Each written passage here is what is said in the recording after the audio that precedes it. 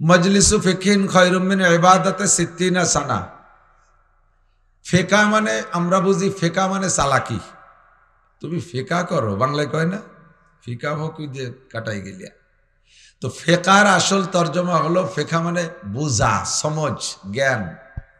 সেখান থেকে শরিয়াতের মাসালাকে ফেকা বলে। শরিয়াতের মাসালা আলোচনা হয় যে মজলিসে, ছোট্ট থেকে ছোট্ট একটা মাসালার আলোচনা যদি মজলিসে হয়, ওই মজলিসের দাম আল্লাহ পাকের কাছে 60 বছর নফল নামাজ ও নফল রোজার চাইতে বেশি। কম হয়ে গেছে নাকি? ভাই কইছে 60,000, আমিও 60,000 বলবো, 60 লক্ষ বলবো, কিন্তু হাদিসের হুবহু তর্জমা হলো মজলিসু ফিকিন খায়রুম মিন ইবাদাতে সিত্তিনা সানা। আমার মাও বোনরা পর্দার আড়ালে কান খাড়া করে শুনবেন। ছোট্ট থেকে ছোট্ট একটা মাসালা শুনলে এবং শিখলে, আমল করলে আলাদা সওয়াব। আমলের নিয়তে শুধু শুনলে এবং শিখলে আপনাকে লাগাতার বেরিয়া একটানা 60 বছর নফল নামাজ আর 60 বছর নফল রোজা রাখলে যেই সওয়াব, সিয়ামুহা ওয়া কিয়ামুহা, রোজা এবং নামাজে লাগাতার 60 বছর আমল করলে যেই নেকি, আল্লাহর রাসূল বলেন আল্লাহ পাক তার চাইতে বেশি নেকি দান করে। একবার জোরে বলেন অন্তর থেকে সুবহানাল্লাহ। জান্নাতের মধ্যে আপনার নামে বিশাল একটা গাছ লাগানো হয়ে গেছে, ফলদার গাছ। খুশি হন নাই? যদি কইতাম জান্নাতের মধ্যে না, দুনিয়ায় একবার সুবহানাল্লাহ করলে 1 প্যাকেট শেক সিগারেট দেবে, তাতে সবাই হয়তো আলহামদুলিল্লাহ বলতো। জান্নাতের মধ্যে একটা ফলদার গাছ, কন্যা সুবহানাল্লাহ। গাছের গোড়া থাকবে উপর দিক, মাথা থাকবে নিচের দিক। গাছটা কত বড় হবে! একটা কাক যদি তার জীবনের শুরু থেকে উড়া শুরু করে, কাকের হায়াত শেষ হয়ে যাবে, কিন্তু ওই গাছটার শেষ প্রান্তে যেতে পারবে না। হায়াতুল হায়ওয়ানের মধ্যে আছে, দুনিয়ায় যে সকল প্রাণীতে লম্বা হায়াত পায় তার মধ্যে কাক অন্যতম। হায়াতুল হায়ওয়ানের মধ্যে লিখেছেন সুলাইমান আলাইহিস সালামের জামানার কাক নাকি 2-1টা এখনো বাইচে আছে। সুলাইমান আলাইহিস সালাম আজ থেকে প্রায় 3000 বছর আগে দুনিয়া থেকে চলে গেছে। 3000 বছর যদি একটা কাক ওড়ে, এই খেয়াল, 3000 বছর যদি একটা কাক ওড়ে, এখান থেকে চট্টগ্রাম চলে যেতে পারবে? কথা কয় না? চট্টগ্রাম যেতে পারবে না? পৃথিবীরে কয়েকবার প্রদক্ষিণ করতে পারবে, ঠিক না? একটা কাক তার জীবনের শুরু থেকে উড়াল দেবে, উড়তে থাকবে, আর ওই জান্নাতি গাছটার শেষ প্রান্তে যেতে পারবে না। বলি না সুবহানাল্লাহ। এমন একটা ফলদার গাছ লাগানো হবে আপনার প্রত্যেক সুবহানাল্লাহর বিনিময়। একবার বলেন আল্লাহু আকবার। আমল নামায় 4000 নেকি লেখা হয়ে গেছে। একবার পড়ি লা ইলাহা ইল্লাল্লাহ, লা ইলাহা ইল্লাল্লাহ, লা ইলাহা ইল্লাল্লাহু মুহাম্মাদুর রাসূলুল্লাহ। এই কলেমায় একবার পড়লে নবী পাক বলেন তামলা মা বাইনাস সামাই ওয়াল আরদ, আসমান আর জমিনের মাঝখানে যত ফাঁকা জায়গা আছে, পড়নেওয়ালার আমল নামায় তার জন্য নেকি দ্বারা ভরপুর করে দেওয়া হয়। তাদারুসুল ইলমি সাআতান খায়রুম মিন ইবাদাতি সিত্তিনা সানা। বিশ্ব নবী মুহাম্মদুর রাসূলুল্লাহ সাল্লাল্লাহু আলাইহি ওয়াসাল্লাম বলেন, ধর্মীয় আলোচনা, মাসআলা মাসাইলের আলোচনার মজলিসে কিছুক্ষণ সময় যদি তুমি কাটাও, তাহলে তোমার আমল নামায় লিখে দেয়া হবে 60 বছর নফল নামাজ ও রোজার সওয়াব। ব্যাপারটা শুধু এ পর্যন্ত শুনেই শেষ নয়, আর একটু বুঝতেই হবে। তাহলে কি মাসালার দাম বেশি না নামাজের দাম বেশি? মাসআলার দাম বেশি না রোজার দাম বেশি? এই হাদিসের দ্বারা বোঝা যায় নামাজ রোজার চাইতেও মাসআলার দাম বেশি। কথাটা ভালো করে বুঝতে হবে। ওয়াজ শুধু শোনার নাম না, ওয়াজ বোঝার নাম। কতক্ষণ গান শুনলে চলে, গান না বুঝলি করে সগীরা কবির হয় না। কানে শুনতে ভালো লাগে শুনি। বাঙালি যুবকরা হিন্দি গান শোনে, অর্ধেক বোঝে অর্ধেক বোঝে না। পাকিস্তানি উর্দু গান শোনে, 1 পয়সাও বোঝে না। আবার সাথে সাথে মাথা নাচায়, মাজা ডুলোয়। যাকে তুই কি বুঝে নাচতেছিস? কয় যে ভালো শোনা যায় তাই নাচতেছি। কিচ্ছু বোঝে না। আল্লাহু আকবার। হিন্দু ভাইরা আছেন আশেপাশে? বহুত আছে। হিন্দু ভাইদের এক গানের মধ্যে এক বয়াতি হিন্দু শিল্পী, হিন্দু বয়াতি, উনি গান গাইতে গাইতে লঙ্কা জয়ের কিস্সা শুনেছে। হিন্দুদের কিস্সার মধ্যে আছে না লঙ্কা জয়, তো লঙ্কা জয় করতে করতে গান শুনাইতে শুনাইতে লাস্টে আইসা উনি ভুলে গেছে গানের মধ্যে লঙ্কা কে জয় করছে এটা মনে নেই। তো গানের তালে তালে ওনার সহকারী যারা তাদের কাছে জিজ্ঞেস করতেছে লঙ্কা যে জয় করিল তার নাম জানি কি। তারা টের পাচ্ছে না, এটা একটা গান। লঙ্কা যে জয় করিল তার নাম জানি কি, সাথে যে জুড়ি তবলা বাজায় তারা কয় দশানি ছয়ানি বাঘ আমরা জানি কি। গান গেয়ে যা কামাই করি তুমি একা নেও 10 আনা আর আমরা 15-16 জনের নেই 6 আনা। এত বড় বৈষম্য করে যাচ্ছ জীবন ভরে, এই বৈষম্য বিরোধী আন্দোলনের সময় এটা সমান করতে হবে। দশানি ছয়ানি বাঘ আমরা জানি কি। শ্রোতারা মনে করছে যে আগে যে গান গাইছে ওই গানেরই অংশ, ফাঁকে যে ওরা কি এড়িয়ে যাচ্ছে আর কেউ টের পায় না, কারণ তো গান তো শোনার জিনিস, বুঝার জিনিস না। আর ও চিন্তা করলো কি, যদি আমি ওরা যদি আমারে না বইলে দেয় তাহলে আসর শেষ হবে না, আসর শেষ না করতে পারলে তো পয়সা ঠিক মতো পাবো না। যদিও 2-4 আনা আজকে গাঠিতে যায় তবু আজকে গানের আসর শেষ করে যাইতে হয়। এজন্য ও গানের তালে তালে কয় আজ হইতে ভাগ হইবে সমানের সমান। ওরা কয় লঙ্কা জয় করিল বীর হনুমান। সুন্দর একটা গান গাইছে, লঙ্কা যে জয় করিল তার নাম জানি কি, দশানি ছয়ানি বাঘ আমরা জানি কি। আজ হইতে ভাগ হইবে সমানের সমান, লঙ্কা জয় করিল বীর হনুমান। ভিতরে ওরা ভাগাভাগি সাইজ করে এনেছে, শ্রোতারা কচুও বোঝে নাই। গান শোনার জিনিস শুনতে ভালো লাগে শুনবেন, না শুনলে আপনার সগিরে কবিরে নাই। তবে ওয়াজ প্রত্যেকটা কথা বুঝে নিতে হবে। কতক্ষণ? ঘন্টা 2 বসে থাকলেন লঙ্কার গানের মতো গান শুনে চলে গেলেন, কোনো ফায়দা নাই, বুঝে নিতে হবে। একটা মাসালা শুনলে আপনাকে 60 বছর নফল নামাজ ও নফল রোজার সওয়াব দেবে। ঘটনা কি? শরিয়াতে এমন এমন মাসালা আছে যে মাসালা, একটা মাসালা আপনার না জানা থাকার কারণে, একটা মাসালা না জানা থাকার কারণে সারা জীবনের আপনার ফরজ নামাজ নষ্ট হয়ে যাচ্ছে, ওয়াজিব নামাজ নষ্ট হয়ে যাচ্ছে, সুন্নাত নামাজ নষ্ট হয়ে যাচ্ছে। এক ওয়াক্ত নামাজ ফরজ নামাজ যদি নষ্ট হয়ে যায়, না পড়লেও যে শাস্তি, আমার দিক না পড়লেও যে শাস্তি, পড়ার পরও সেই শাস্তি। নামাজ পড়া না পড়লে এক ওয়াক্তের বিনিময়ে 230 কোটি 40 লক্ষ বছর জাহান্নামে পোড়া লাগবে। এক ওয়াক্ত নামাজ ছেড়ে দিলে 80 হুকবা জাহান্নাম। এক হুকবা সমান সমান 2 কোটি 88 লক্ষ বছর। এই 2 কোটি 88 লক্ষ বছর এক হুকবায়, এবার তারে 80 দিয়ে গুণ দেন, 230 কোটি 40 লক্ষ বছর বের হবে। এক ওয়াক্ত নামাজ না পড়লে 230 কোটি 40 লক্ষ বছর জাহান্নামে পড়তে হবে। আপনার একটা নামাজ, একটা মাসালা না জানা থাকার কারণে পড়া নামাজ যদি নষ্ট হয়ে যায়, তাও আপনাকে 230 কোটি 40 লক্ষ বছর জাহান্নামে পড়তে হবে। ভালো করে মনে রাখবেন, লাগাতার 60 বছর নফল নামাজ, লাগাতার 60 বছর নফল রোজা, শুধু 60 বছর না, 60,000 বছর নফল নামাজ, 60,000 বছর নফল রোজাকে যদি এক পাল্লায় রাখেন, ফজরের 2 রাকাত ফরজ নামাজকে আর এক পাল্লায় রাখলে ফজরের 2 রাকাত নামাজের পাল্লা ভারী হইয়া যায়। কিয়ামতের ময়দানে আল্লাহ পাক আপনাকে নফল নামাজের জিজ্ঞাসা করবে না, নফল রোজার জিজ্ঞাসা করবে না, শবে বরাতের নফল নামাজ, শবে কদরের নফল নামাজ, আরে শবে মিরাজের নফল নামাজ, কোন নফল নামাজ আর রোজা জিজ্ঞেস করবেন না। আউয়ালু মা ইউহাসাবু বিহিল আবদু ইয়াউমাল কিয়ামাতিস সালাহ, কিয়ামতে সর্বপ্রথম জিজ্ঞাসা করা হবে নামাজ সম্পর্কে। তা হলো 1 নম্বরে ফরজ নামাজ। ফামান সালুহাত সালুয়া সাইরু আমালিহি, যে ব্যক্তি নামাজের প্রশ্নে সুন্দর করে জবাব দিয়ে এড়াই যেতে পারবে, আল্লাহ রাসূল বলেন সব আমলের জবাব সে আসান হয়ে যাবে তার জন্য। ও কোন জায়গায় আল্লাহ পাক তাকে আটকাইবেন না। একটু বলেন না সুবহানাল্লাহ। কাজেই নামাজটাকে সুন্দর করার জন্য এমন এমন মাসআলা আছে যে মাসআলাগুলো আপনার না জানা থাকার কারণে আপনি জানেন না, মনের অজান্তে নামাজ ছুটে যাচ্ছে।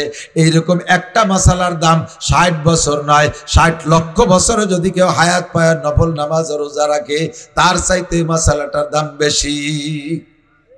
যেমন ছোট্ট একটা মাসআলা কয়ে নেই বলবো, আমি জানি এই মাসালাটায় অনেকের ভিতরে এই মাসালাটার কমতি আছে। এমন একটা মাসালা আপনাদের অনেকেরই ভিতরে সমস্যা আছে, বলবো? আল্লাহু আকবার ফরজ 4 রাকাত বা 3 রাকাত ওয়ালা নামাজে কয়টা বৈঠক? 4 রাকাত বা 3 রাকাত ওয়ালা নামাজে কয়বার বসতে হয়? 2 বার। কয়বার? 2টা বৈঠক না? প্রথম বৈঠকে বসার পরে আত্তাহিয়াতু পড়ে দাঁড়ায় যেতে হবে।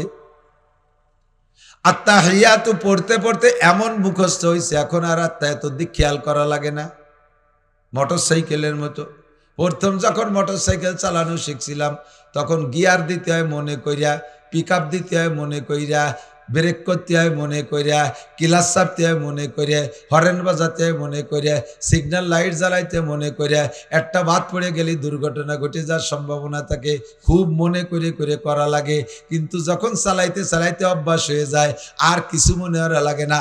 কানের সাথে মোবাইল দিয়ে কাট করে মোবাইলে গল্প করে, সময় মতো ক্লাচ হয়ে যায়, সময় মতো ব্রেক হয়ে যায়, সময় মতো হরেন দেওয়া হয়ে যায়, সিগন্যাল লাইট জ্বালানো হয়ে যায়, কিছুর জন্য মনে করা লাগে না। কতক্ষণ ঠিক কি ঠিক না? আপনার আত্তাহিয়াতু পড়তে পড়তে এমন মুখস্থ হয়ে গেছে এখন আর আত্তাহিয়াতু শব্দের দিকে খেয়াল করা লাগে না। আত্তাহিয়াতুতে বসে আপনি আবদুহু ওয়া রাসূলুহু পর্যন্ত পড়ে দাঁড়ায় যাবেন, কিন্তু আত্তাহিয়াতু শুরু করে দিয়ে আপনি ব্যবসা বাণিজ্যের মধ্যে ঢুকে গেছেন, ব্যারাক অফিসের মধ্যে চলে গেছেন, সুদে টাকা লেনদেনের ভিতরে ঢুকে পড়ছেন, ইরির খাতের মধ্যে চলে গেছেন, রাজনীতির মধ্যে ঢুকে গেছেন, ইত্যাদির মধ্যে চলে গেছেন। মুখে আত্তাহিয়াতু পড়তে তালেই আছে। এবার আবদু ওয়া রাসূলুহু পর্যন্ত পড়ার পরে আবার আপনার মুখ দিয়ে দুরূদ শরীফ পড়া শুরু হয়ে গেছে, আপনার উঠতে হবে তা মনে নাই। দুরূদ শরীফ পড়িয়ে এরপরে দোয়া মাসুরা পড়ি ফেলাইছেন, ইন্নাকা আনতাল গফুরুর রহিম চলে গেছেন। এর মধ্যে মনে হচ্ছে আরে কপাল হাত দিয়ে 1 রাকাত 2 রাকাত বাকি রয়েছে, ঝাঁকি বেরিয়ে উঠছে গার মধ্যে। আপনার মাসালা না জানা থাকার কারণে আপনি কি সিদ্ধান্ত নেবেন? নিজে নিজে ওই সময় মুফতি হয়ে গেছেন। কয়ে বেশি পড়ছি, কম তো আর পড়ি নেই, লস হলে আমার হয়েছে, আল্লাহর তো আরই নেই। কম তো আর পড়ি নেই, স্বাভাবিকভাবে উঠে যে আর 2 রাকাত 1 রাকাত যা বাকি আছে পড়ে আপনি নিয়মতান্ত্রিকভাবে সালাম ফিরিয়ে দিয়েছেন। আপনার নামাজ ওয়াজিব তরক হইছে, এই নামাজকে আরেকবার পড়তে হবে, নামাজ হয় নাই। ওয়াজিব তরক হইলে নামাজকে দোহরায় পড়া ওয়াজিব। আপনার ওয়াজিব তরক হইছে, আপনার দায়িত্ব ছিল আবদু ওয়া রাসূলুহু পর্যন্ত পড়ে উঠে যাবেন। হাজারো মানুষ আছে বেশি পড়ার কারণে সমাধান কি দিয়ে করতে হবে এটা জানা নাই। যদি আপনার দুরূদ শরীফের অংশ কিছু পড়া হয়ে যায়, অত বেশি হোক আর বেশি হোক কম হোক, আবদু ওয়া রাসূলুর পরে যদি আপনি একটু বেশি পড়ে ফেলেন তাহলে আপনার ওয়াজিব তরক হইছে। আর নামাজের মধ্যে ওয়াজিব তরক হয়ে গেলে তার সমাধান হলো শেষ বইটাকে আবদু ওয়া রাসূলু পর্যন্ত আত্তাহিয়াতু পইরা ডান দিকে একটা সালাম ফিরাইয়া আবার 2টা সিজদা দিয়ে উঠে বসে আবার আত্তাহিয়াতু শুরু থেকে পইরা শেষ পর্যন্ত পড়ে সালাম ফিরাবেন। তাহলে যে ভুলটা হয়েছে এই ভুলটার সমাধান আপনার হয়ে যাবে, ওই ভুলের সমাধান হবে। যদি আপনি সিজদা না দেন তাহলে নামাজ আবার দোহরায় পড়তে হবে। এমন ভুল যদি ইচ্ছাকৃতভাবে করেন, এমন ভুল যদি ইচ্ছাকৃতভাবে করেন তাহলে খেয়াল করেন, যদি এটা ভুল ক্রমে হয়ে যায় তাহলে সিজদা দিলে সারবে। আর যদি ইচ্ছাকৃতভাবে আপনি বাড়াইয়া পড়েন তাহলে সিজদা দিলেও সারবে না, সিজদা দিলেও সারবে না। এর একটা মাসালার দাম আপনার জিন্দেগিতে 60,000 বছর নফল নামাজ ও রোজার চাইতে দামি। নামাজ শুরু করবেন আমার দিক, নামাজ শুরু করবেন ইমামের পিছনে জামাতে নামাজ পড়বেন। ইমাম সাহেব তাকবীরে তাহরিমা বলবে আল্লাহু আকবার, তাই না? প্রথম তাকবীরের নাম কি? প্রথম তাকবীরের নাম তাকবীরে তাহরিমা, এইটা বলা ফরজ। এরপরে উঠতে বসতে যে তকবীরগুলো, এই তকবীরগুলো বলা সুন্নাত। ওই তকবীরগুলো না বললে সিজদা দেয়া লাগবে না, ওই তকবীরগুলো না বললে নামাজ বাতিল হবে না, সুন্নতের খিলাফ হবে, নামাজের নেকি কম হবে, তবে নামাজ হইয়া যাইবে। কিন্তু প্রথম তকবীর যদি আল্লাহু আকবার ইমাম সাহেব বলবে, মুসল্লিরাও বলবে, শুধু ইমাম সাহেব বলছে মুসল্লিরা বলে নাই, তাহলে যেই মুসল্লি না বলবে ওই মুসল্লির নামাজ হয় নাই। নামাজের ফরজ 13টি, এর ভিতরে একটা হলো তাকবীরে তাহরিমা বলা, তাকবীরে তাহরিমা বলা। কিন্তু ইমাম সাহেব আল্লাহু আকবার বলে, হাজারো মুসল্লিদের খবর জানি, ওনরা মুখ বন্ধ করে খালি কানে হাত দিয়ে সানা বাঁধে। যারা মুখ বন্ধ করে আল্লাহু আকবার না বলে কানে হাত দিয়ে সানা বাঁধছে তাদের নামাজ বাতিল হয়ে গেছে। উনি নামাজে জয়েন্টই করে নাই, নামাজ শুরুই করে নাই। এর একটা মাসার কাজেই সকলের জানা থাকতে হবে। ইমাম সাহেব আল্লাহু আকবার বলবে, সাথে সাথে আপনিও আল্লাহু আকবার বলেন। শোনা যায়, বোঝা যায়? এদিক তাকান, এদিকে খেয়াল।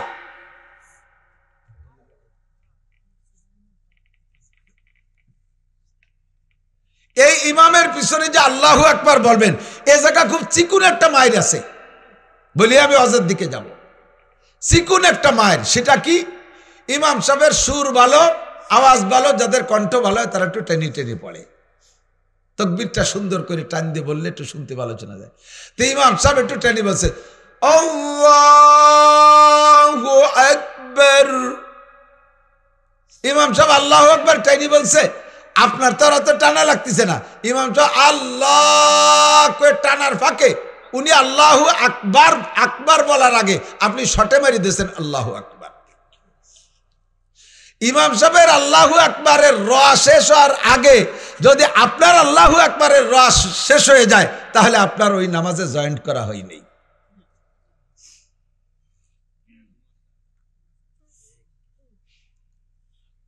20 সেকেন্ড বোঝেন। এমন অ্যাক্সিডেন্ট হয় কি হয় না? এর একটা মাসালার দাম 1 কোটি বছর নফল নামাজ আর রোজার চাইতে দামি। মাজলিসু ফিকিন খায়রুম মিন ইবাদাতি 60 সানা। কাজেই আপনার তাকবীর হতে হবে ইমাম সাহেবের তাকবীর শেষ হওয়ার পরে। ইমাম সাহেব টেনে বলুক, বলা হয়ে যাক আল্লাহু আকবার, বলার পরে তারপরে আপনি আল্লাহু আকবার বলবেন, তাহলে আপনার নামাজে জয়েন্ট হবে। আর একটা মশালা না বলে পারতেছি না, বলবো? ইমাম সাহেবরে যে রুকুতি পাইছেন, কোন জায়গা? রুকুতি পাইছেন। এখন আপনি যদি ইমাম সাহেবের সাথে রুকুতি আপনি ইমামরে পেয়ে যান, তাহলে এদিকে দিকে দিক ইম্পর্টেন্ট, ভেরি ভেরি ইম্পর্টেন্ট। আমি ওয়াজের দিকে যাব, মশালা এসে গেছে, 2-4টে না করলে আমার খারাপ লাগতেছে। সারা রাত মাসআলার ওয়াজ হইলে মাহফিলটা যত দামি হবে, কিসসা কাহিনী ইত্যাদি ওয়াজে তার 1000 ভাগের 1 ভাগও দামি হবে না। আর এমন সমস্যা বহুত যুবকের আছে, অনেক বুড়োরও আছে, কারণ সময় মতো নামাজ শেখে নাই। বুড়োকালে যে মসজিদে যে এরার নামাজ দেখে একটু নকল করে করে নামাজ শিখছে, তা ভালো রে বুঝে উঠতে পারে নাই। নামাজের মধ্যে পাশের জনের দেয় যে রে মাশহাদু আল্লাহ ইলাহা করে আঙ্গুল উঁচু আছে, উনি তো জানে না যে কি জন্য আঙ্গুল উঠেছে, চোখ কাজ করে দেখতেছিল, বুঝতে পারে নাই আঙ্গুল কোনটা, সব কয়টারে এক গুল্লি দিয়েছে, যেটা ওকে টবে। তো এটা আপনার মুস্তাহাবের খেলাফ হয়েছে, ওয়াজিব তরক হয়ে যেতে পারে। খেয়াল, ইমাম সাহেবের রুকুতি পাইছেন। ইমাম সাহেব রুকুতি থাকা অবস্থায় সামি আল্লাহর সা, সামি আল্লাহ কতি সা লাগে না, সামি আল্লাহর সা কয়ে সেট করার আগে যদি আপনি রুকুতে যাইয়া একবার সুবহানা রাব্বিল আজিম পড়ে সারতে পারেন, তাহলে রুকুটা পাইছেন। রুকু পাইছেন তো পুরো রেখাত পেয়ে গেছেন। যদি রুকু না পান, ইমাম সামি আল্লাহ কয়ে দাঁড়াই গেছে, এবার আপনি যে ইমামের সাথে সিজদা দিয়েছেন ওই রেখাতটা কিন্তু আপনি পান নাই। সালাম ফিরানোর পরে ওই রেখাতটা আবার পড়তে হবে। বহুজনকে আমার পাশে দাঁড়ায় এরকম দেখছি, উনি সিজদা পাইছে, রুকু পাই নাই, অথচ ওই রেখাতটারে উনি পা মনে করে নামাজ শেষ করে দিয়েছে। ভালো করে মনে রাখবেন, আপনি রুকু না পাইলে সিজদা রেখাত পান নাই। এবার রুকু পাওয়ার জন্য টাইম কতটুক পাইতে হবে? ইমাম সাহেব সামি আল্লাহর সা করার আগে আপনার কমপক্ষে একবার সুবহানা রাব্বিল আজিম বলে সারতে হবে। এবার ইমাম সাহেবরে যে দেখছেন মসজিদের রুকু দিয়া, আপনি তাড়াহুড়া করে গেছেন, ইমাম সাহেবরে পাইছেন রুকু দিয়া, আপনার কাজ কতগুলো বাকি রয়েছে? 1 নম্বরে ইন্নী ওয়াজ্জাহতু, 2 নম্বরে নাওয়াইতুয়ান, নিয়ত বাকি রয়েছে না? নিয়ত করা ফরজ। নিয়ত করা কি? নামাজে নিয়ত করা ফরজ। আর নিয়ত বলতে আপনারা জানেন, নাওয়াইতুয়ান উসাল্লি লিল্লাহি তাআলা সালাসা আরবা খামসাতা সিত্তাতা সাবাতা সামানিয়াতা তিসাতা আশারা রাকাতান মুতাওয়াজ্জিহান ইলা জাদিল কাবাতি শারিফাতি ইক্তাদাইতু বিযাইলি ইমাম আল্লাহু আকবার। এই এত খানিক কইতে কইতে ইমাম সাহেবকে আপনার জন্য হয়েছে, তা কই জায়গা নিয়ে আসো, আমি আসছি এই জায়গা, তুমি ভড়ি টুলি আসো এই জায়গা। ইমাম সাহেব 3 বার হইলে দাঁড়াই যাবে। আপনার এখন নাওয়াইতুয়ান রয়েছে, ইন্নী ওয়াজ্জাহতু রয়েছে, আল্লাহু আকবার কেবার সানা সুবহানাকা, এতটা পড়তে পড়তে ইমাম সাহেব দাঁড়াই যাবে। এই 3টে কাজই নরমাল সুন্নাত। ইন্নী ওয়াজ্জাহতু পড়া সুন্নাত, যদি সময় পান। নাওয়াইতুয়ান পড়া, নাওয়াইতুয়ান কিছুই না, আমি জীবনেও নাওয়াইতুয়ান পড়ি না। যে ওক্তের নামাজ পড়বো বলে মনে সংকল্প করে গেছি, ওই মনের সংকল্পই নিয়ত, মুখে কিচ্ছু বলা লাগবে না, মুখে কিছু বলা লাগবে না। যদি বলতে চান আপনার বাংলা ভাষায় আপনি বলতে পারেন, জোহরের 4 রাকাত ফরজ নামাজ পড়তেছি, আল্লাহু আকবার, এই নিয়ত করে আপনি সানা বান্ধা এবার ইমামের সাথে জয়েন করবেন। সানা বান্ধার পরে আপনার সুবহানাকা আল্লাহুম্মা পড়া লাগবে না। কোনো মতে টাইনি টুনি আপনি ইমামের সাথে রুকুটা ধরতে পারেন নাকি সেই চেষ্টা করবেন, কারণ ইমামের পিছনে যদি ওই রাকাতটা পেয়ে যান, রুকু ধরতে পারেন, রাকাতটা পাইলেন, ওই রাকাতের দাম একাজে পড়বেন তার চাইতে 527 গুণ বেশি। এক রিকাতের দাম 527 টাকা। কন্যা সুবহানাল্লাহ। যদি রুকু ধরতে না পারেন তাহলে রিকাতটা পরে একা পড়া লাগবে। এবার এক রিকাতে সওয়াব পাবেন। কাজেই রুকু ধরার চেষ্টা করবেন। যাইয়ে ইন্নিয়াজাতুর দরকার নাই, নাওয়াইতুয়ারের দরকার নাই, সানা সুবহানাকার দরকার নাই। যাইয়ে তাকবীর দিয়ে ইমামরে ধরবেন। এবার তাকবীর দিতে হবে 2টা। মাসালা আমার এ জায়গা তাকবীর দিতে হবে 2টা। একটা হলো তাকবীরে তাহরিমা, আর একটা হলো রুকুতি জার তাকবীর। আপনি যদি এক তাকবীরে চলে যান আল্লাহু আকবার কইয়া দাঁড়াইলে রুকু তাকবীর হয়ে গেল, রুকুর তাকবীর হয়ে গেল, এক তাকবীরে 2টা সারবেন, তা হবে না। আল্লাহু আকবার সাথে সাথে আল্লাহ দ্বিতীয় আল্লাহু আকবার কে রুকুতে যাবেন। রেকাতটা আপনার ধরা হয়ে গেল, রুকু ধরতে পারলেন। কথা কি বুঝে আসছে? এর এক একটা মাসালার দাম কোটি বছর নফল নামাজ ও রোজার চাইতে দামি। আর একটা মাসালা না বলে পারছি না, বলবো? আপনার শেষ বইটাকে সব পড়া হয়ে গেছে, নিজের নামাজ নিজে পড়তেছেন তো একা একা পড়তেছেন। দোয়া মাসুরাও পড়া হয়ে গেছে, ইন্নাকান্তাল গফুর রহিমও পড়া হয়ে গেছে। এখন চুপ করে বসে রয়েছেন, নিজের নামাজ কিছুক্ষণ পরেই সালাম ফিরেই সব পড়া হয়ে গেছে, হাত দিয়ে বসে রয়েছেন। বেশ খানিক পরে আসসালামু আলাইকুম রহমতুল্লাহ, আসসালামু আলাইকুম রহমতুল্লাহ, এই দোয়া দুরূদ সব পড়ার পরে যদি সালাম ফিরানোর মাঝখানে এতটুক টাইম নষ্ট করেন, চুপ করে বসে থাকেন কিছু না পড়া, এতটুক টাইম, কতটুক টাইম? যার মধ্যে 3 বার পড়া যায় সুবহান রাব্বিল আযীম, সুবহান রাব্বিল আযীম, সুবহান রাব্বিল আযীম। এতটুক টাইম যদি অনর্থক বসে থাকেন, আপনার ওয়াজিব তরক হয়ে গেছে। ইচ্ছাকৃতভাবে যদি এই করেন তাহলে নামাজ বাতিল হয়ে গেছে, সিজদায় কাম হবে না। আর যদি ভুল করমে বসেন কিভাবে, আরে কি কিছু বাকি থাকলো নাকি, কিছু বাকি থাকলো না, এই পরিকল্পনা ভাবতে ভাবতে যদি আপনার এতটুক টাইম চলে যায়, তাহলে আপনার ডাইন পাশে সালাম ফিরাইয়া আবার 2টা সিজদা দিয়া আবার কুড়াইতে পড়িয়া তারপরে সালাম ফিরাইতে হবে। ওয়াজিব তরক করেছেন। প্রত্যেক 2টা আমলের মাঝখানে যদি এতটুক টাইম দেরি হয়ে যায়, আলহামদুলিল্লাহ সুরো পড়ি, এখন সুরো তালাশ করে পাচ্ছেন না, কোনটা পড়বেন?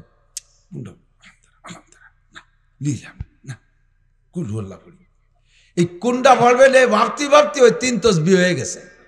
পরে কিরাত একটা পড়ছেন, ওয়াজিব তরক হইছে, শেষ বইটাকে সিজদা দিতে হবে। এর একটা মাসালার দাম, সিজদা না দিলে আপনার নামাজকে আবার দৌড়ায় পড়তে হবে। এর একটা মাসালার দাম কোটি বছর নফল ইবাদতের চাইতে বেশি। কথা কন আল্লাহু আকবার। আর একটা মাসালা না বলে পারতেছি না। এইসব মাসালা দরকার আছে না নাই? আছে না? আরে শরীফরাদের কিসসা, ইব্রাহিম ইসমাইল আলাইহিস সালামের কিসসা, ইউসুফ জিলাকা আলাইহিস সালামের কিসসা বহুত শুনছি, বহুত জানি। এইরকম মাসালা না জানা থাকার কারণে নামাজ নষ্ট হয়ে যাচ্ছে। আপনার নামাজের মধ্যে দাঁড়ান, এদিক তাকান, নামাজের মধ্যে দাঁড়াইয়া চুলকনি শুরু হয়েছে। এমনি সময় চুলকই না, যত খাইজুনি মেজুনি সব নামাজের মধ্যে চলে আসে। এখন সবাই বসে রয়েছেন, কেউ হাম ছাড়তেছেন না। হাম ছাড়া কেন আমাকে দিক হা করিয়া হাই তুলে হাম ছাড়া সবাই বসে রয়েছে। এখনই অজুবানে নামাজে দাঁড়ান, দেখবেন যে ওরে আমের ঠেলায় নামাজে কি রাতি পড়া যায় না। আম ছাড়ানো, হাই তোলা, এটা ব্যাপারে শয়তানের সহযোগিতা করে। শয়তান মুখের মধ্যে যে মুখে হা করে দেয়, হাই তোলায়। হাম ছাড়া শয়তানের দুকা, আর হাসি দেওয়া আল্লাহর রহমত। একবার যদি হাসি দেয় তাহলে নাকের ভিতরে থেকে 80,000 রোগ জীবাণু বেরোইয়া যায়। যার কারণে হাই তুলে পড়তে হয় লা হাওলা ওয়ালা কুওয়াতা ইল্লা বিল্লাহ। একামটা করাইছে শয়তান, শয়তানরে তাড়াইয়া দিলাম। আর হাসি দিয়ে কি পড়তে হয়? আলহামদুলিল্লাহ পড়তে হয়, কারণ নাকের ভিতরের থেকে রোগ জীবাণু বেরোয় দিয়েছে আল্লাহ তাআলা। এটা আল্লাহর নিয়ামত, এই জন্য শুকর আদায় করি আলহামদুলিল্লাহ। এ জায়গায় আর একটা মাসালা পেয়ে যাই, আপনি যদি আলহামদুলিল্লাহ জোরে বলেন তাহলে আলহামদুলিল্লাহ যারা শুনবে তাদের জন্য ওয়াজিব হয়ে যায় ইয়ারহামুকাল্লাহ বলা। আপনি হাসি দিয়ে আলহামদুলিল্লাহ বলছেন, আমি শুনিয়ে ফেলাইছি, আমার উপরে ওয়াজিব হয়ে গেছে ইয়ারহামুকাল্লাহ বলা। এই ইয়ারহামুকাল্লাহ যদি আমি জোরে বলি, আবার আপনি শুনিয়ে ফেলাইছেন, আপনার উপরে ওয়াজিব হয়ে গেছে আর একটা দোয়া পড়া, ইয়াহদিকুমুল্লাহ ইয়াহদিকুমুল্লাহ। এইটা বলা ওয়াজিব হয়ে গেছে, কিন্তু তা জানেন না। কয়জনে জানেন? কাজেই হাসির জবাব জোরে দেবেন না। অনেকে হাসির সাথে সাথে আলহামদুলিল্লাহ এসি আর আলহামদুলিল্লাহ একসাথে মেরি দেয়। সাথে আসতে পারছে 15-20 জনে শুনিয়ে ফেলায়, একজনের জবাব দেয়নি, ওয়াজিব তরক করাই ফেলাইছেন। হাসির জবাব আসতে দেবেন যাতে আর একজনের উপরে বুঝা চেপে না যায়। হাসি আল্লাহর রহমত, হাম ছাড়া শয়তানের দুকা। নামাজে দাঁড়ানোর পরে দুনিয়ার আগড় বাগড়, এখন মনটা বড় ফ্রেশ আছে, এমনি সময় চুপ করে থাকেন, অন্য অন্য কল্পনা মাথায় আসে, কিন্তু কোনো নোংরা কল্পনা মাথায় আসে না। নামাজে দাঁড়ানোর সাথে সাথে সব নোংরা কথাগুলো মাথার মধ্যে আসে। কোন মাইয়েরে কেমন দেখছিলেন, ইউটিউবে কি দেখছিলেন, ফেসবুকের মধ্যে কি দেখছিলেন, কোথায় কি করেছিলেন, সারা জীবনের যত নোংরা পচা কথাগুলো মাথার মধ্যে আসে। এমনি সময় বসে বসে সুর করছেন না, নামাজে দাঁড়াবেন দেখবেন দাড়ির মধ্যে শুরু হয়ে উঠছে, কানের মধ্যে ফরফরায় উঠছে, এক করে ফিটির ওই কোনায় বিহা জায়গা খাই যাচ্ছে, ঠিক না? আল্লাহু আকবার বলে সানা বান্ধে রুকুতে যাওয়ার আগ পর্যন্ত একটা ফরজ, কিরাতের ফরজের টাইম ভালো করে বুঝে নেন। একটা ফরজ আদায় করার ভিতরে আপনি নামাজের হাত নির্দিষ্ট স্থান থেকে হাত সরাইয়া একটা ফরজ আদায় করার ভিতরে অন্য কাজ করলে একাধ্যে 2 বার করতে পারবেন। কয়বার? 2 বার করতে পারবেন। 3 বার করার সাথে সাথে নামাজ ছুটে গেছে। আর একটা কাজ যদি 2 হাত দিয়ে করেন, একবার করলেই নামাজ বাতিল। যেমন নামাজের মধ্যে টুপি পড়ে গেছে, টুপি পড়ে গেছে, টুপিটারে 2 হাত দিয়ে ধরে টাইট করে ধরতেছে, তোমার কাম হবে না, ফিরে গোড়াতে শুরু করতে হবে। নামাজের মধ্যে লুঙ্গি খুলে গেছে, সুবহানাল্লাহ, নামাজের মধ্যে খুলতেই পারে। নামাজের মধ্যে লুঙ্গি খুলে গেছে, লুঙ্গি কি এক হাত দিয়ে ভরা যায়? লুঙ্গি 2 হাত দিয়ে ভরতে হয় না। এখন 2 হাত দিয়ে লুঙ্গি ভরতে গেলে তো 2 হাত ব্যবহার করলে একবারেই নামাজ বাতিল হয়ে যায়, নামাজ ছুটে যায়। তাহলে কি আর হুজুর, তাহলে কি লুঙ্গি পড়িয়েই যাবে, আমি ন্যাংটাই নামাজ পড়বো নাকি? এদিকে 2 হাত দিয়ে লুঙ্গি বললে নামাজ ছুটে যায়, আবার লুঙ্গি পড়িয়ে গেলে ল্যাংটা হয়ে গেলে নামাজ ছুটে যায়, করবো কি? কয় না, তুমি লুঙ্গি পড়বা 2 হাত দিয়ে। যবে 4 রিকাতলা নামাজ যদি হয়, 2 রিকাত পড়ার পরে যদি আপনার লুঙ্গি খুলে গেছে, 2 হাত দিয়ে সুন্দর করে লুঙ্গি পইরা আবার ওই জায়গায় ইমামের পিছনে শুরু করবেন আল্লাহু আকবার। আগের 2 রিকাত বাতিল হয়ে গেছে, আর পাইছেন ইমামের পিছনে 2 রিকাত, সালাম পিরানোর পরে উঠে দাঁড়াইয়া আর 2 রিকাত পড়ে নেবেন। কেমন জন্য আপনি 2 রিকাতই পাইছেন ইমামের পিছনে। মশালা বোঝা গেছে? কথাক্ষণ বোঝা গেছে? অনেকে নিজে নিজে ফতোয়া দেয়, আরে লুঙ্গি পরাও ফরজ, আবার সানাবান্ধাও, সব কিছু ঠিক রাখা ফরজ, কাজেই লুঙ্গি ভর্তি হবে, লুঙ্গি বললেই নামাজ ছুটবে না, নিজে নিজে ফতোয়া তৈরি করে। এই ফতোয়ার দ্বারা জিন্দেগিতে বহুত নামাজ ছুইটা গেছে। মহিলা নামাজে দাঁড়াইছে, এদিক তাকান, খেয়াল করেন, মহিলাকে একটা দূরে কয়ে নেই, মহিলা নামাজে দাঁড়াইছে ওড়না টোড়না সুন্দর করে লাগাইয়া, কিন্তু ফ্যান চালাই দিয়ে দাঁড়াইছে, অথবা যে কোনো কারণে মাথা থেকে কাপড় সরে গেছে, মাথা একটা অঙ্গ, মাথার চুল আলাদা একটা অঙ্গ, লম্বা চুলের যদি অর্ধেকের বেশি কাপড়ের বাহিরে বের হইয়া 3 তসবিহ পরিমাণ টাইম খোলা থাকে, সুবহান রাব্বিল আযীম, সুবহান রাব্বিল আযীম, সুবহান রাব্বিল আযীম, এই পড়তে যতটুক টাইম থাকে লাগে, একটা অঙ্গের অর্ধেকের বেশি খুলে যদি মহিলাদের বিশেষ করে একটা অঙ্গের যদি অর্ধেকের বেশি খুইলে নামাজের ভিতরে বাইনা কাপড়ের বাইরে থাকে, নামাজ বাতিল হয়ে যায়, নামাজ হবে না। মহিলা নামাজ পড়তে তাহিয়াতুতে বসছে, 2 বছরের বাচ্চা একটা দৌড়াইতে দৌড়াইতে এসে মারে বসা পাইয়া দুধ খাওয়ার নেশায় ওরে শয়তানে ধাক্কাইছে, যাইয়ে মার গায়ের কাপড় টান দিয়ে ফেলাইতে দুধ খাওয়া শুরু করে দিছে, গায়ের এক অংশ খুলে ফেলাইছে, মহিলার নামাজ বাতিল হয়ে গেছে। বাচ্চারে সরাই দিয়ে বা দুধ খাওয়াইয়া তারে ফাইনাল করে দিয়ে আবার নতুন করে নামাজ পড়তে হবে। যুবক যারা অনেক সময় নামাজ পড়ো দেখি, প্যান্ট পরছো আর গেঞ্জি পরছো, প্যান্টটা যে সাইজের, গেঞ্জি যে সাইজের, দাঁড়ানো অবস্থায় প্যান্টের মুখ আর গেঞ্জির মুখ সমান সমান, তাতে মোটামুটি খাড়ানো অবস্থায় 70 টাকা আছে। যখনই রুকুতে গেছো টান খাইয়া গেঞ্জিটা এই দিক সরে চলে আইছে, প্যান্টটা খানিক ওই দিক সরে চলে গেছে, পাশার 2 গিরে বার হয়ে গেছে। এরম পাশা দেখছেন না? দেখেন নাই? দেখছেন না? তুমি রুকুতে মাইফিয়ে 3 তসবিহ পরিমাণ ল্যাংটা হয়ে রইছ। 70 টাকা ফরজ, পুরুষের 70 নাভির উপর থেকে নিয়ে হাঁটুর নিচ পর্যন্ত, এইটুক এর নাভির এপাশ ওপাশ, হাঁটুর এপাশ ওপাশ, পুরো এইটুক সম্পূর্ণ ঢেকে রাখা ফরজ। গায়ের উপরে, নাভির উপরে গায়ে কিছু নাই, তাও নামাজ হবে। হাঁটুর নিচেই কিছু নাই, তাও নামাজ হবে। তবে নাভির উপরে থেকে হাঁটুর নিচ পর্যন্ত এইটুক হলো মূল সতর।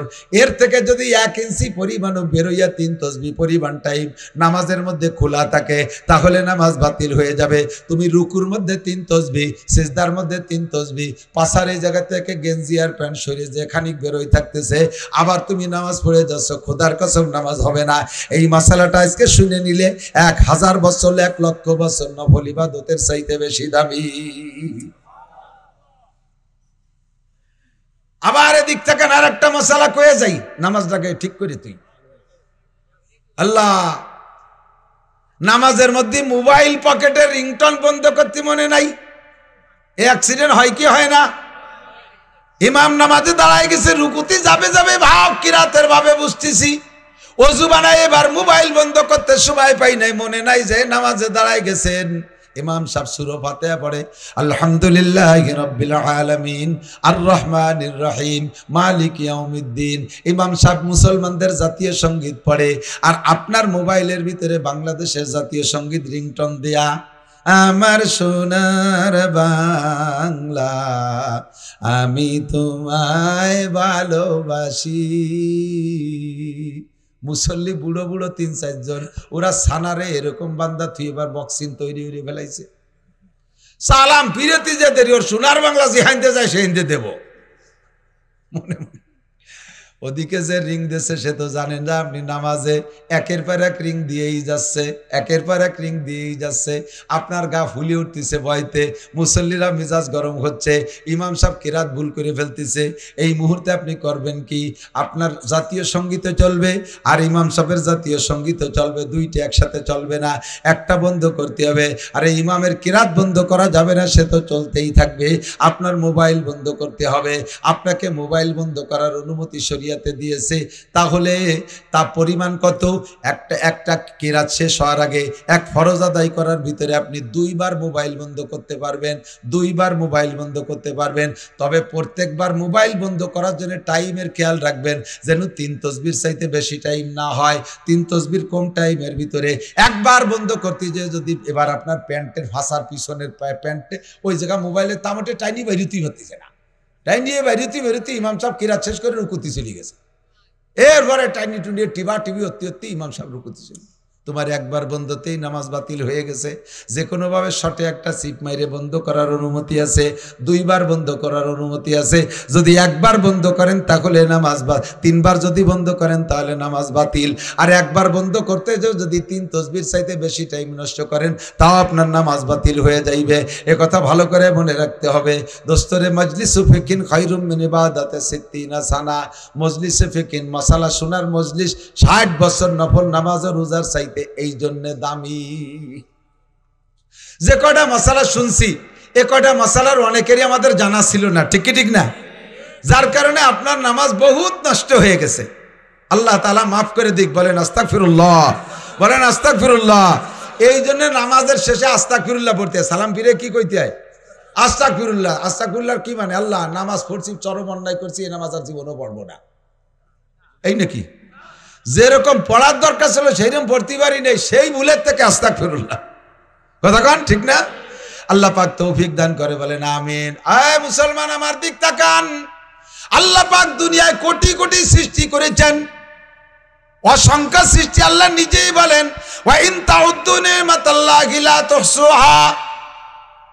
আমি তোমাদের জন্য এত এত নিয়ামত সৃষ্টি করেছি, তোমরা সারা দুনিয়ার মানুষ সকলে যদি সম্মিলিতভাবে চেষ্টা করো আমার প্রদত্ত নিয়ামত রাজি গণনা করার জন্য, তোমাদের সবার হায়াত শেষ হয়ে যাবে, নিয়ামত গণনা করে শেষ করতে পারবা না। জিন আর ইনসান ছাড়া, জিন আর ইনসান, আমার দিক, জিন আর ইনসান ছাড়া, মানুষ আর জিন ছাড়া আল্লাহ যত সৃষ্টি করেছেন সব সৃষ্টি মানুষের খেদমতের জন্য। নবী পাক বলেন, খুলিকালাকুম কুল্লু শাই, সবকিছু বানানো হয়েছে তোমাদের জন্য। ওয়া খুলিকতুম লিল্লাহ, আর হে মানুষ তোমাদেরকে বানানো হয়েছে একমাত্র আল্লাহরই জন্য। তোমরা হলে আল্লাহর জন্য, আর সবকিছু তোমার জন্য। সূর্য বানাইছে তোমারে লাইট দেওয়ার জন্য, চন্দ্র বানাইছে তোমারে আলো দেওয়ার জন্য, তারকা বানাইছে তোমার খেদমতের জন্য। আরে মানুষ যে দুনিয়ার যত সৃষ্টি বানায়, মাছ বানাইছে তোমার জন্য, গাছ বানাইছে তোমার জন্য, ফল বানাইছে তোমার জন্য, মোরগ মুরগি তোমার জন্য, গরু ছাগল তোমার জন্য, হাঁস মুরগি তোমার জন্য। এমন করে বলতে থাকলে সারা দুনিয়ার মানুষ সবাই মিলে বলল আল্লাহর নিয়ামত বলে শেষ করা যাবে না। আল্লাহ কয় সব বানাইছি তোমার জন্য, তোমারে বানাইছি আমার জন্য। ও বান্দা, অন্য অন্য যত প্রাণী আছে তারা নিজেরা নিজেরা যত অন্যায় করুক না কেন, দুনিয়ায় তাদের বিচার নাই, দুনিয়ায় তাদের বিচার নেই। আমার দিক থাকেন, আরে কুত্তই কুত্ত মারে, মারে না? এর জন্য কি কোন কুত্তর নামে আমাকে গোপালগঞ্জ কোর্টে মামলা আছে? বৈতলির কুত্তরে সাত পাড়ের কুত্তয় মারছে, ঝোড়া মার কেস হয়ে গেছে, সেই জায়গা এখন এই কুত্ত দাবড়ায় ধরতেছে পুলিশ। শুনছেন নি কোনোদিন? বাগে বাগে মারামারি করে, দুনিয়ায় তাদের বিচার নাই। গরুতে গরুতে মারামারি করে, দুনিয়ায় তাদের বিচার নাই। আখেরাতে তাদের বিচার আছে, আখেরাতে তাদের বিচার আছে। আখেরাতের বিচার কেন আছে বুঝলেন? অবশ্যই আছে। কোরআনে বলে আল্লাহু আকবার, দুনিয়ায় দুইটা কুত্তায় মারামারি করছে, একটা কুত্তার গায়ে শক্তি বেশি, আর একটা কুত্তার গায়ে শক্তি কম। শক্তিশালী কুত্তাটার হাতে দুর্বল কুত্তাটায় মার খাইছে, ঠিক না? দুর্বল কুত্তাটায় মার খালো কেন? তার শক্তি কম, তাই তারে শক্তি কম দিয়েছে কে? আল্লাহ। তারে শক্তি কম দিয়ে কেন শক্তিশালীটার কাছে মার খালো? এর একটা বিচার যদি আল্লাহ না দেয়, তাহলে প্রাণী জগতের উপরে আল্লাহর ইনসাফ আর ন্যায় বিচার বাস্তবায়ন হয় না। দুনিয়ায় যেহেতু এর বিচার বিশ্লেষণের ব্যবস্থা আল্লাহ রাখে নাই, হাসরের মাঠে আল্লাহ বিচার করাবে। দুনিয়ায় যেই কুত্তাটা দুর্বল ছিল, ওইটারে আখেরাতে শক্তিশালী বানায় দেবে, আর যেটা দুনিয়ায় শক্তিশালী ছিল ওইটারে দুর্বল বানাই দিয়া আল্লাহ বলবেন তোমার বিচার তুমি আদায় করে নাও। এবার দুইটারে মারামারিতে লাগাই দেবে, দুর্বলটা শক্তিশালী হইয়া শক্তিশালীটা দুর্বল হওয়ার কারণে ওই জায়গা তারে মারতে মারতে মারতে মারতে যখন দুইজনের মারামারি দুনিয়ার হিসাব অনুযায়ী সমান সমান হয়ে যাবে, খুদার কুদরতি কম্পিউটার এটা হিসাব করে দেবে, সঙ্গে সঙ্গে এই কুত্তা দুইটা অনায়াসে মাটির সাথে মিশে যাবে। একটা দোজকে যাবে, একটা ভেস্তে যাবে, এমন না, ওই জান্নাতের হাসরের মাঠের মাটির সাথে তারা মিশে যাবে। আল্লাহু আকবার। জান্নাতীদেরকে দুনিয়ার এই দুনিয়া যত মানুষ হাসরের মাঠে যাবে, এক দলকে আল্লাহ জান্নাতে দিয়ে দেবে, আর এক দলকে জাহান্নামে দিয়ে দেবে। ফারিকুন ফিল জান্নাতে ওয়া ফারিকুন ফিস সাইর। জান্নাতীদেরকে জান্নাতে দেওয়ার পরে, জাহান্নামীদেরকে জাহান্নামে দেওয়ার পরে, মাঝখানে ফাঁকা জায়গায় আল্লাহ পাক একটা প্রাণী, দুম্বা সাইজের একটা প্রাণী ফেরেশতাদের মাধ্যমে জবাই করবে। জান্নাতীরা বলবে রব্বানা মা যাবাহতা বাইনা আইদিনা, আল্লাহ তুমি এইটা কি জবাই করলে? আল্লাহ পাক বলবেন যাবাহতু মাউতাকুম, হে জান্নাতীরা তোমাদের মরণকে জবাই করে দিছি। আল্লাহ বুঝলাম না তরজমা কি, মরণ রে আবার জবাই করে কিভাবে? আল্লাহ কয় মরণ রে জবাই করছি মানে মরণ রে জবাই করে মেরে দিছি। লা তামুতুনা ফিহা ওয়া লা তাহয়াউন, এই জান্নাতের মধ্যে তোমাদের আর মউত নাই, তোমরা আর কোনোদিন মরবা না, তোমাদের মরণও নাই, তোমাদের হায়াতও নাই, তার মানে তোমরা কোনোদিন মরবা না। খালিদিনা ফিহা আবাদা, চিরকাল জান্নাতে থাকবা। এই বিশাল বিল্ডিং অনাদি অনন্তকাল ব্যবহার করবা। ৮০,০০০ খাদেম চিরকাল তোমার খেদমত করবে। এই ৭২ জন স্ত্রী জীবন ভরে তুমি ব্যবহার করবা। জান্নাতের দুধ, মধু আর শরবতার পানির নাহার তুমি অবিরাম ব্যবহার করবা। ওয়ালাকুম ফিহা মা তাশতাহি আনফুসুকুম ওয়ালাকুম ফিহা মা তাদউন, মুখে যা বলবা তাও পাবা, মনে যা ভাববা তাও পাবা। এইটা ৫০-৬০,০০০ কোটি বছর না, অসংখ্য বছর। যখন আপনার সামনে মরণকে জবাই করে দেবে আর বিশাল নিয়ামত ভান্ডার আপনার জন্য স্থায়ী বলে দলিল করে দেবে, খুশিতে সব জান্নাতীরা বলবে আলহামদুলিল্লাহি কদ ওয়াজাদনা মা ওয়াদানা রাব্বুনা হাক্কা। সমস্ত প্রশংসা ওই আল্লাহর, যে আল্লাহ যা ওয়াদা করেছে সম্পূর্ণ আমাদেরকে পুঙ্খানুপুঙ্খ দিয়েছে। জোরে বলেন না আলহামদুলিল্লাহ। হায়াত তাদের স্থায়ী, মরণকে মাইরা দিছে। ভালো করে মনে রাখবেন, এবার কাফের জাহান্নামী যারা, কাফের মুশরিক যারা, মুসলমান ছাড়া আর যত জাতি আছে সব জাতি জাহান্নামী। খোদার কসম সব জাতি জাহান্নামী। ওরাও দেখবে ওদের সামনেই প্রাণীটাকে জবাই করা হয়েছে। ওরা বলবে রব্বানা মা যাবাহতা বাইনা আইদিনা, আল্লাহ এটা কি জবাই করলে? আল্লাহ পাক বলবেন যাবাহতু মাউতাকুম, তোমাদের মরণকে জবাই করে দিছি, তোমাদের কোনোদিন আর মরণ হবে না। এই জাহান্নামের ভিতরে ফি নারি জাহান্নামা খালিদিনা ফিহা আবাদা, অনাদি অনন্তকাল থাকবা। তখন জাহান্নামীরা চিল্লাইতে থাকবে, চিৎকার মারতে থাকবে। ইতিমধ্যে জান্নাত আর জাহান্নামের মাঝখানে ওই কুত্তা দুডেরে মারামারিতে লাগাই দেবে। মনে আছে? ওই কুত্তা দুডেরে মারামারিতে লাগাই দেবে। ষাঁড় যে দুডে মারামারি করে দুনিয়া হারজিত হয়েছিল, উল্টো করে ওখানে লাগাই দেবে। দুইটা বাঘে মারামারি করে একটা ঠকছিল, দুনিয়া একটা জিতছিল, ওই দুডেরে উল্টো করে আবার ওখানে লাগাই দেবে। এমন করে দুনিয়ায় যত প্রাণী মারামারি কইরা একে অপরকে দুনিয়ায় মারছে, আখেরাতে যে তাদেরকে ওখানে মারামারি লাগাই দেবে। সব প্রাণীগুলো মারামারি করতে করতে করতে করতে যখন বিচার সমান সমান হয়ে যাবে, তখন তারা মাটির সাথে মিশে যাবে। মাটির সাথে মিশে যাবে, জাহান্নামীরা দেখে তখন চিৎকার মেরে বলবে। সূরা নাবার শেষ আয়াত আল্লাহ পাক বলেন ওয়া ইয়াকুলুল কাফিরু ইয়া লাইতানি কুনতু তুরাবা। ওয়ায়াকুলুল কাফিরু ইয়া লাইতানি কুনতু তুরাবা। জাহান্নামীরা, কাফিররা জাহান্নামের মধ্যে থেকে ওইটা দেখে বলবে, আয় আমাদের কপাল কপাল পোড়া, আয় আমাদের বদনসিব। দুনিয়ায় যদি মানুষ হিসেবে না যায়, যদি এই শিয়াল কুত্তো হয়েও যাইতাম, মারামারি যা কিছু দুনিয়ায় করতাম, এই জায়গায় এখন মারামারি করতে করতে মাটি হয়ে যেতাম, আমাদের আর জাহান্নামের সাজা শাস্তি ভোগ করা লাগতো না। এই বলে তারা চিৎকার মারতে থাকবে আর বলবে, আর বলতে থাকবে, রব্বানা আখরিজনা মিনহা ফাইন উদনা ফাইন্না জালিমুন। আয় আল্লাহ, যে অন্যায় করে দুনিয়া থেকে আজকে স্থায়ীভাবে জাহান্নামী হয়েছি, মালিক তুমি আর একটা বার দুনিয়ায় পাঠাইয়া দাও, আর একটা বার দুনিয়ায় পাঠাইয়া দাও। রব্বানা আখরিজনা মিনহা, আর একটা বার দুনিয়ায় পাঠাইয়া দাও। ওয়াইন ফাইন উদনা ফাইন্না জালিমুন। পরবর্তীতে যদি এই অন্যায় করি, তাহলে জালেম সাব্যস্ত করে যে বিচার করবা, কোনো অভিযোগ করব না, আর একটা বার তুমি দুনিয়ায় পাঠাইয়া দাও। এরকম করে চিৎকার মারবে আর ডাকতে থাকবে একটানা 70 লক্ষ বছর। 70 লক্ষ বছরের মধ্যে আল্লাহ পাক কোনো জবাব দেবে না। এ যুবক, পাগলামি করিস না, শোন, কান খাড়া কর।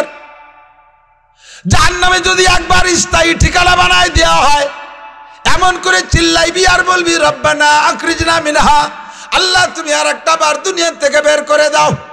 70 লক্ষ বছর পর্যন্ত চিল্লানোর পরে আল্লাহ একটা জবাব দেবে।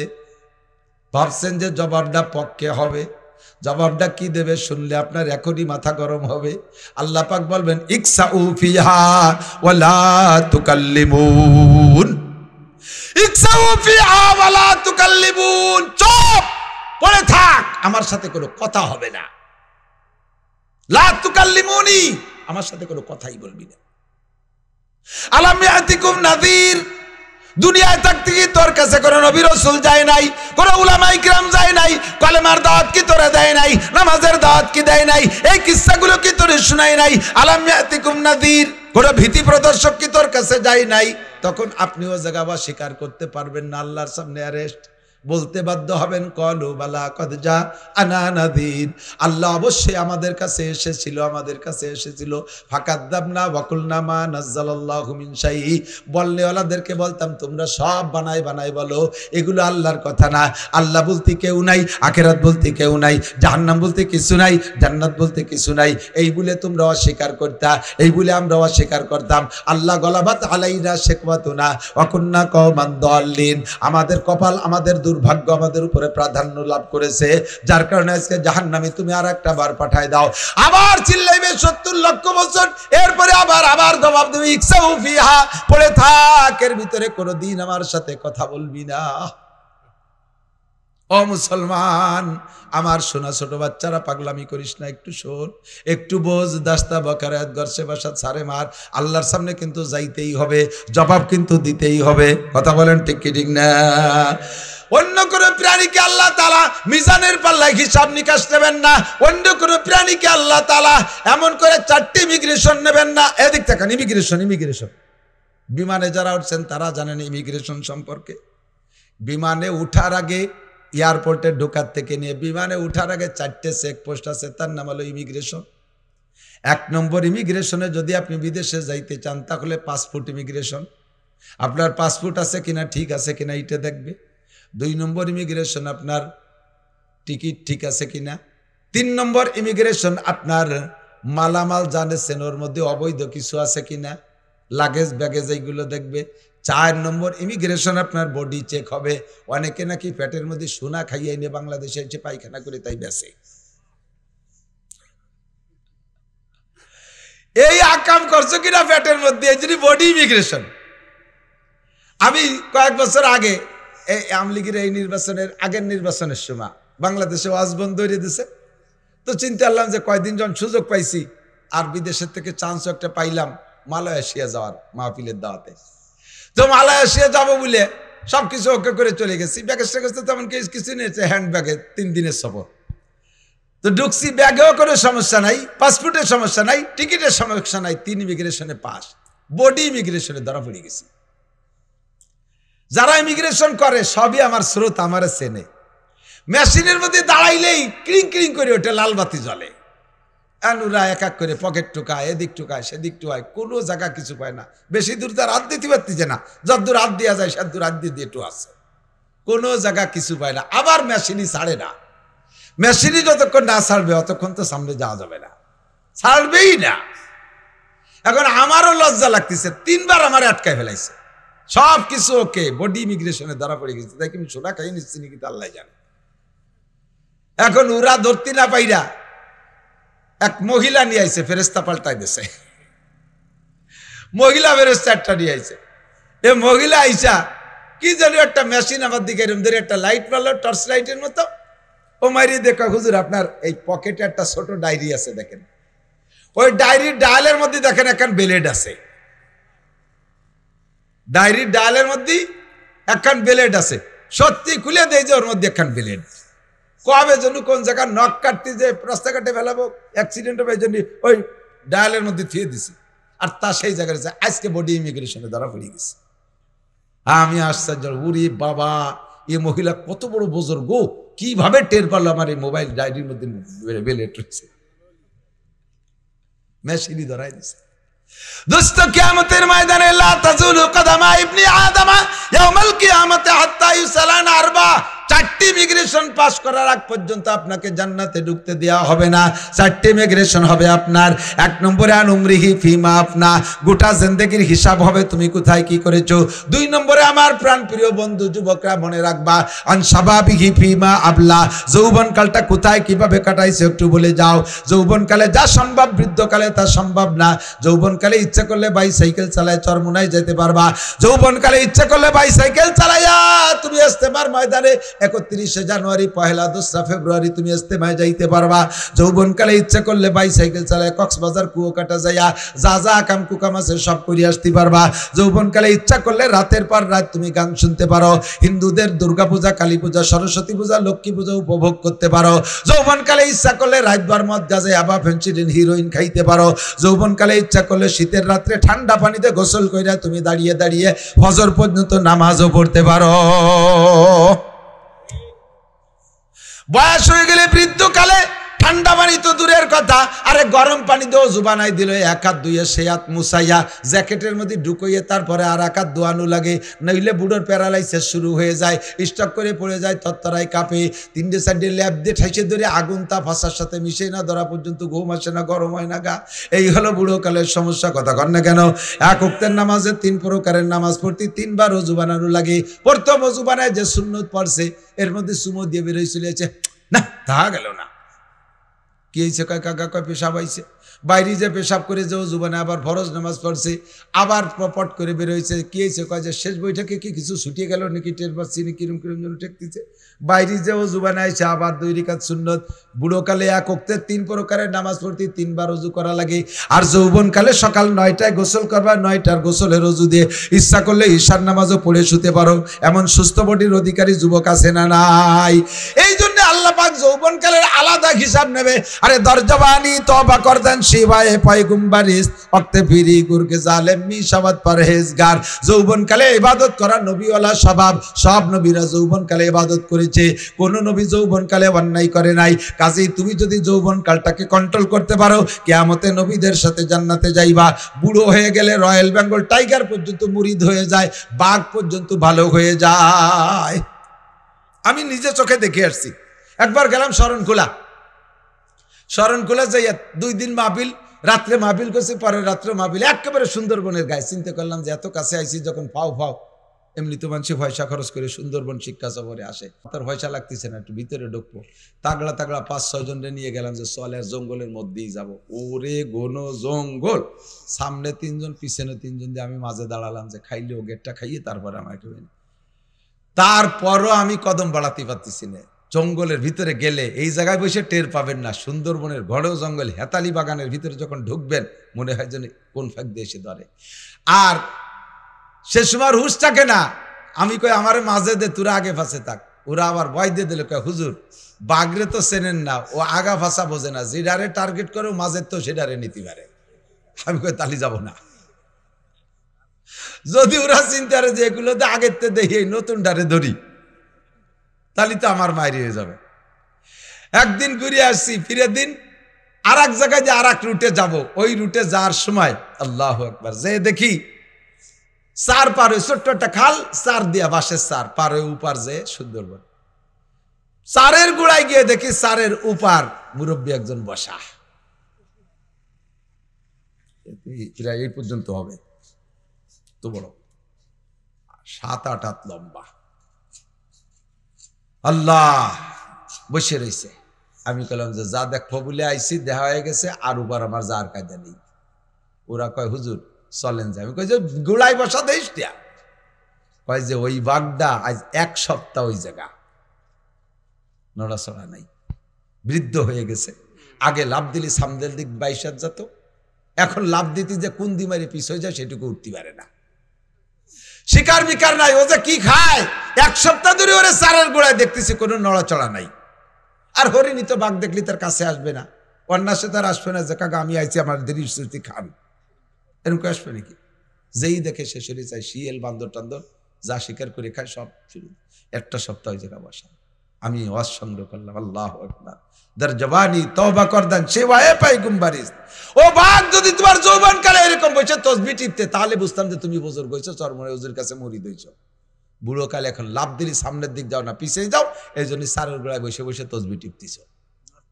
হ্যাঁ, নড়াচড়া করতে পারে না, সব বুড়ো সাইজ হয়ে গেছে। এই সমস্ত এখন যে কয়জন বুড়ো 80, 85, 70, 75 বছর বয়স, এই রাস্তা সে সময় এত ভালো ছিল না। গোপালগঞ্জ হাইটে চলে গেছেন, কথা কন না কে? ফরিদপুর হাইটে দিয়ে কোট করছেন, আপনাদের পায়ের ধাক্কায় জমি কাঁপছে। আর এখন সেই সব বুড়ো সিংহের মতো, ওই যে শেখ সাদি রহমতুল্লাহ কিসা, এক বুড়ি বসি রং ঘষি ঘষি কালো করছিল কেশ, কহিলাম গো বুড়িমা তোমার বুদ্ধি তো আছে বেশ, পাকা চুল কালো হইবে হয়তো, কালো রং মাখাইলে কুজো পিটতব হবে না কো সোজা, হাজারো মালিশ দিলে। বুড়ি এবার জবাব দেয়, আল্লাহ সিংহের মতো শক্তি সাহস সব হয়ে গেছে গত, কোনো মতে আজ বেঁচে আছি ভাই খ্যাক শিয়ালের মতো। সাদি তুই আমারে ঠাট্টা করতেছিস? আমি এই বাস্তে যখন নতুন বউ হয়ে আসছিলাম, আমার স্বামীর অনেক ছাগল এই পাহাড়ের পাদদেশ দিয়ে চড়াইতো। স্বামী কাজে চলে যেত, আমাকে এই ছাগল দেখার দায়িত্ব দিয়েছিল। মাঝে মাঝে বাঘে এসে আমার ছাগলের পালের মধ্যে আক্রমণ করত। একদিন একটা বাঘে এখান থেকে একটা ছাগল ধরে নিয়ে গেছে। আমি সেই মহিলারে সাদি, আমি দৌড়ে গিয়ে বাঘরে ধরে তার গলা চিবিয়ে ধরে আমার হাতের মধ্যে মেরে ফেলছিলাম, আর আমার ছাগল কেড়ে নিয়েছিলাম। বাঘের মুখের থেকে ছাগল কাড়া সিংহ ছাড়া কেউ পারে না। আমি সেই সিংহ মহিলা, সিংহের মতো শক্তি সাহস সব হয়ে গেছে গত, কোনো মতে আজ বেঁচে আছি ভাই খ্যাক শিয়ালের মতো। আজকে আমি খ্যাক শিয়ালের মতো পড়ে রয়েছি, নড়াচড়া নাই। কাজেই তোমার যৌবন কালটা ভেরি ভেরি ইম্পর্টেন্ট টাইম, এটাকে কাজে লাগাও। আন উমরিয়ান শাবাবি ফি মাবলা। 2 নম্বর ইমিগ্রেশন। এ যুবক কতবার দাড়ি কাটছো, কতটা তাড়িয়ার বিড়িয়ার মদ আর সিগারেট আর গাঁজা আর ইয়াবা খাইছো, রাতের কত ঘন্টা ফেসবুক আর ইউটিউবে ল্যাংটা ছবি দেখেছো, কত জায়গা প্রেম আলাপ করেছো, সব হিসাব তোমার দেয়া লাগবে। আজকে কি বার গেল? মঙ্গলবার। গত মঙ্গলবার সকালে কি খাইছো কেউ কইতে পারবা না। 99% মানুষ তাড়াতাড়ি বলতে পারবেন না গত মঙ্গলবারে সকালে কি খাইছেন। একটা সপ্তাহের হিসাব তুমি দিতে পারবা না। গোটা জিন্দেগির হিসাব কিভাবে দিবা? যৌবনকালের হিসাব কিভাবে দিবা? হিসাব দিতে পারবা না। মালিহি মিন আইনা ইকতাসাবা ফিমা আনফাকা। এবার তোমার ব্যাগেজ চেক হবে, মাল ব্যাগেজ চেক হবে। মাল ব্যাগেজের মধ্যে কি আছে, লাগেজের মধ্যে কি আছে। আল্লাহ নবী বলেন আন মালিহি মিন আইনা ইকতাসাবা ফিমা আনফাকা। মাল কোত্থেকে কামাই করেছো, কোথায় খরচ করেছো, জবাব দিয়ে যাও। কোত্থেকে কামাই করেছো, কোথায় খরচ করেছো। হালাল ভাবে রক্ত পানি করে খরচ করেছো, ইনকাম করেছো, আবার খরচ করেছো হারাম ভাবে। সারা দিন ভরে ভ্যান চালাইয়া, এই ভাঙ্গা রাস্তায় দিয়ে ভ্যান চালাইয়া মাথার গাম পায়ে চলে গেছে। 500 টাকা কামাই করেছো, সপ্তাহে 535 টাকা কামাই করেছো। শনিবারে বেড়া ক্যাডামস কারিতাস বিআর দেবী স্বনির্ভর জাগরণী চক্র আশা প্রশিকা গ্রামীণ ব্যাংকের অফিসারকে কিস্তি দাও। কামাই করছো হালাল ভাবে, আবার খরচ করতেছো তুমি সুদে দিনা পরিশোধে। এইটা তুমি অন্যায় করেছো। এই অন্যায় কেন করেছো জবাব দিয়ে যাও। কামাই করেছো হারাম ভাবে, চুরি করে আনছো, ডাকাতি করে আনছো, টোন মারছো, মন মারছো, রাস্তা মারছো, সরকারি মাল মারিয়ে দিয়ে কামাই কইরা বিরাট মসজিদ একটা বানাই দিছো, কাবা ঘরের গিলাপ দিয়ে দিছো। আল্লাহ কয় এটাও তুমি অন্যায় করেছো। আমি তোমার এই হারাম টাকা দিয়ে মসজিদ মাদ্রাসা বানানোর প্রত্যাশী না। আমার মসজিদের জন্য আমি অনুমতি দিয়েছি। মসজিদে উসুদ আমার এ জমিন, আমার আখিরি নবীর উম্মতের জন্য সারাটা দুনিয়ারে মসজিদ বানাই দিছি। আলিশান বিল্ডিং লাগবে না। দুগলোর মধ্যেও যদি সিজদা দেয় তবুও তার নামাজ হইয়া যায়। তুই ঘুষ খাইয়ে টাকা দিয়ে কেন মসজিদ বানাইলি? সুদ খাওয়া টাকা দিয়ে কেন মসজিদ বানাইলি? চুরা টাকা দিয়ে কেন মসজিদ বানাইলি? কন্ট্রাক্টরি মাল মার দিয়ে সে জায়গা থেকে টাকা বাঁচায় কেন মসজিদ বানাইলি? মাদ্রাসায় কেন দান করলে? আমি তোর এই দানের প্রত্যাশী না, এটাও তুমি অন্যায় করেছো। আসো আমার সামনে জবাব দিয়ে যাও। 4 নম্বর ইমিগ্রেশন হবে আর মাজা আমিলা বিমা আলিমা। এতক্ষণ পর্যন্ত উলামায়ে কেরামের কাছ থেকে যা শুনেছো, জিন্দেগিতে আমল করছো কতটুকু কইয়া যাও। আমার নাসির শুরুতে অনেক মাসালা বলেছে, এই মাসালার পর আমল করছো কতটুক? যে কথাগুলো আগের হুজুর পরের হুজুর বলছে জানতে কিছুই বাকি নাই, হারাম হালাল জানতে বাকি নাই, আমল করছো কতটুক বলে যাও। এই 4 নম্বর ইমিগ্রেশন কমপ্লিট হওয়ার আগ পর্যন্ত জান্নাতে যাইতে পারবেন না। বন্ধুরে, এই হিসাবটা হবে শুধু জিন আর ইনসান। কাদের কথা কয় না? কাদের? জিন আর ইনসান, এই দুই জাতির হবে। কেন? এই কেন নেই 2-4 কথা কষ্ট হচ্ছে কেন জিজ্ঞাসা হবে? দুই জাতির ফেরেশতাদের কোনো হিসাব নেই, ফেরেশতাদের কোনো ইমিগ্রেশন নাই, বাঘবাল্লুকিন নাই, তাদেরটা তো বলি আসলাম বিচার কিভাবে হবে, ওটা ওইভাবে সাফ হয়ে যাবে। দুই জাতিকে আল্লাহ তাআলা হিসাবের কাঠগড়ায় দাঁড়াবেন। আল্লাহ পাক বলেন ওয়ালাকাদ যারা'না আমাদিক ওয়ালাকাদ যারা'না লি জাহান্নামা কাসীরাম মিনাল জিন্নি ওয়াল ইনস। বিশাল জাহান্নাম বানাইছি, আর এই জাহান্নামকে ভরার জন্য জিন আর ইনসানদের থেকে বিরাট একটা বাহিনী আমি তৈরি করে রাখছি। অর্থাৎ জিন আর ইনসানদের বিরাট একটা বাহিনীর জন্য আমি জাহান্নাম তৈরি করে রাখছি। ওর ভিতরে জিন আর ইনসান যাবে, আর কেউ যাবে না। কাসীরাম মিনাল জিন্নি ওয়াল ইনস, জিন আর ইনসান। কেন যাবে? কেন যাবে? কয় জিন আর ইনসানকে আমি দুইটা জিনিস দিয়েছি, এইটা অন্য কাউকে দেই নাই, এইটা অন্য কাউকে দেয় আমার দিক, অন্য কেউ এই দুইটা জিনিস দেই নাই। 1 নম্বরে জিন আর ইনসানকে আমি পূর্ণ স্বাধীনতা দিয়েছি, যেই স্বাধীনতা অন্য কোনো প্রাণীকে দেই নাই। কি দেশে? কথা কয় না, বুঝতেছেন না? স্বাধীনতা। 1 নম্বরে স্বাধীনতা দিয়েছি, অন্য কেউরে দেই নাই। 2 নম্বরে পূর্ণ জ্ঞান দিয়েছি, এই জ্ঞানও অন্য কেউরে দেই নাই। হাতির এত বড় মাথা, 1 মণ গিলু তার মাথার মধ্যে, কিন্তু তার এই গিলু দিয়ে সে বুদ্ধি খাটাইয়া একটা সুইও বানাতে পারে না। কথা কয় না? জিব্রাইলের এত ক্ষমতা, এত ক্ষমতা, 104 খানা আসমানি কিতাব জানে, জিব্রাইল মোবাইল বানাতে পারে না। মিকাইল আলাইহিস সালাতু ওয়াস সালাম মেঘ চালায় দুনিয়া বইরা, কিন্তু মাইক্রোফোন বানাতে পারে না, কম্পিউটার বানাতে পারে না। একটা ফেরেশতা আমাদের প্রয়োজনীয় প্রযুক্তির কিছুই বানাইতে পারে না। আল্লাহ তাআলা তাদেরকে এই মেধা দেয় নাই। আল্লাহু আকবার। ফেরেশতাদেরকে পর্যন্ত আল্লাহ স্বাধীনতা দেয় নাই। ও দোস্ত, এত বড় বাঘ, যেই বাঘের কিচ্ছা শুনাইলাম, রয়্যাল বেঙ্গল টাইগার, এই বাঘটা যদি, একটা বাঘ যদি গোপালগঞ্জ আসছে বলে খবর পান, এই সুন্দরবনের একটা বাঘ গোপালগঞ্জ ওই পাটগাতি ব্রিজ পার হয়ে এবার চলে আইছে, এ খবর শুনলি এ জায়গায় একজনও থাকবেন? অথচ এক বাঘে কি আমাকে এই গোপালগঞ্জের 7-8 লাখ মানুষ খাই পারবে? প্রত্যেকের মনে হবে যে বাঘ আমারই ধরবে, ঠিক কিনা? এত বড় বাঘ, ভয়ানক বাঘ, তারও স্বাধীনতা নাই। দেখেন চিড়িয়াখানায় যে দেখেন, মানুষে তারে দরিয়ে জেলখানায় আটকায় দিয়েছে, চিড়িয়াখানায় এতেকাফে বসাই দিয়েছে। ওখানে বসে বসে রোজা থাকে, মানুষে দিলি কিছু খায়, না দিলি না খায়, আল্লাহ বিল্লে করে তসবিহ তাহলিল টেপে, তার স্বাধীনতা শেষ। সুন্দরবনের মধ্যে যে চিড়িয়াখানার মধ্যে যে দেখেন 8টা-10টা সিংহ আছে, বনের রাজা সিংহ, তারে তার স্বাধীনতা শেষ করে দিয়েছে, জেলখানার মধ্যে আটকায় দিয়েছে, বসে বসে আল্লাহ বিল্লে করে। অত বড় হাতিটা চিড়িয়াখানার মধ্যে গিয়ে দেখলাম তার স্বাধীনতা শেষ। 4 হাত পায়ে শিকল যে বাঁধতে থুইছে, তার নিজের বাচ্চারও সে নিজে তত্ত্বাবধান করতে পারছে না, তারও স্বাধীনতা শেষ। 22 লাখ টাকা দামে একটা ষাঁড় বিক্রি হয়েছে গাবতলির হাটে, 2 টন 50 মণ ওজন তার গায়ে, 50 মণ গোস্ত হয়েছে সেই ষাঁড়টার গায়ে। এত বড় ষাঁড়ারও স্বাধীনতা নাই। জেকের খেতে যাইয়া ফসল খাওয়ার অধিকার তার নাই। অন্যকের ফসল খেতের মধ্যে গেলে কেড়াল দেবালয় তার মুখ ভাঙিয়ে ফেলায় দেবে, নাক ফাটায় ফেলায় দেবে। তোর মাতুব্বাড়ি আছে, তোর মালিকের জমিতে আল্লাহ আছে, আমার জমির ফসল তোরে খাতি দেব না। গরুটারও স্বাধীনতা নাই। কথা কোন ঠিক ঠিক কি ঠিক না? কিন্তু মানুষের স্বাধীনতা আছে না নাই? তোমার মনে চাইলে মসজিদে যাবা, মনে চাইলে মন্দিরে যাবা, মনে চাইলে মাদ্রাসায় যাবা, মনে চাইলে স্কুলে যাবা। তুমি মাদ্রাসায় যাওয়ার সময় পালকি পাঠাই দিয়ে আনবো না, স্কুলে যাওয়ার সময় ঠ্যাং ভেঙে দেবো না, মসজিদে আসার জন্য গাড়ি পাঠাই দেবো না, মন্দিরে যাওয়ার সময় তোমার ঠ্যাং ভেঙে দেবো না। ইচ্ছে করলে বিয়ে করবা, বিয়ের টাকা আমি আল্লাহ দেবো না। আবার ইচ্ছে করলে জেনা করবা, সে সময় তোমার জুতো দিয়ে পিটেবো না। তুমি মনে চাইলে মধু খাইবা, দুধ খাইবা, শরবত খাইবা, পান খাইবা, পানি খাইবা, এর জন্য আমি আল্লাহ নিজে হাতে গিলাস ভরে তোমারে ধরাই দেবো না, ওটাও তুমি সংগ্রহ করে খাবা। আবার মনে চাইলে মদ গাঁজা বা ফেন্সিডিল খাবা, সে সময় তোমার মুখখান্ডে প্যারালাইসিস করে দেবো না। তোমার মনে চাইলে তুমি কোরআন শরীফ পড়তে পারো, আবার মনে চাইলে তুমি অন্য কিছু গান বাজনা গাইতে পারো, গান গাওয়ার সময় তোমার মুখখান্ডে প্যারালাইসিস করে দেবো না।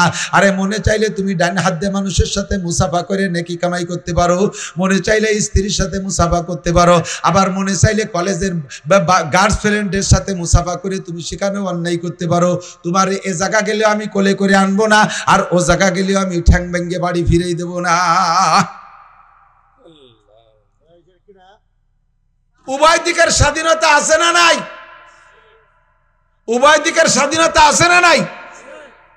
আর পরিপূর্ণ জ্ঞানও কেউ যা বানাতে পারে না, মানুষে তাই পারে। একটুক বিলের মাথার মতো একটা মাথা, এর মধ্যে পটাখানি গিলু, ওরে বুদ্ধির বুদ্ধি, সুবহানাল্লাহ। এই যে রকেট বানাইয়া সেই মঙ্গল গ্রহে গেছে, এই বুদ্ধি দিয়ে রকেট বানাইয়া চাঁদে যায়, এই বুদ্ধি দিয়ে রকেট বানায় মধ্যাকর্ষণ স্টেশন বানায়, সেই জায়গা জমি কিনা বেচা করে। 6 মাইল মাটির নিচে কি আছে, 1 মুঠ মাটি ধরে না শুয়ে কয়ে দিতে পারে। এত বুদ্ধি তোমারে দিছি, এত বুদ্ধি তোমারে দিছি যা অন্য কেউরে দেই নেই।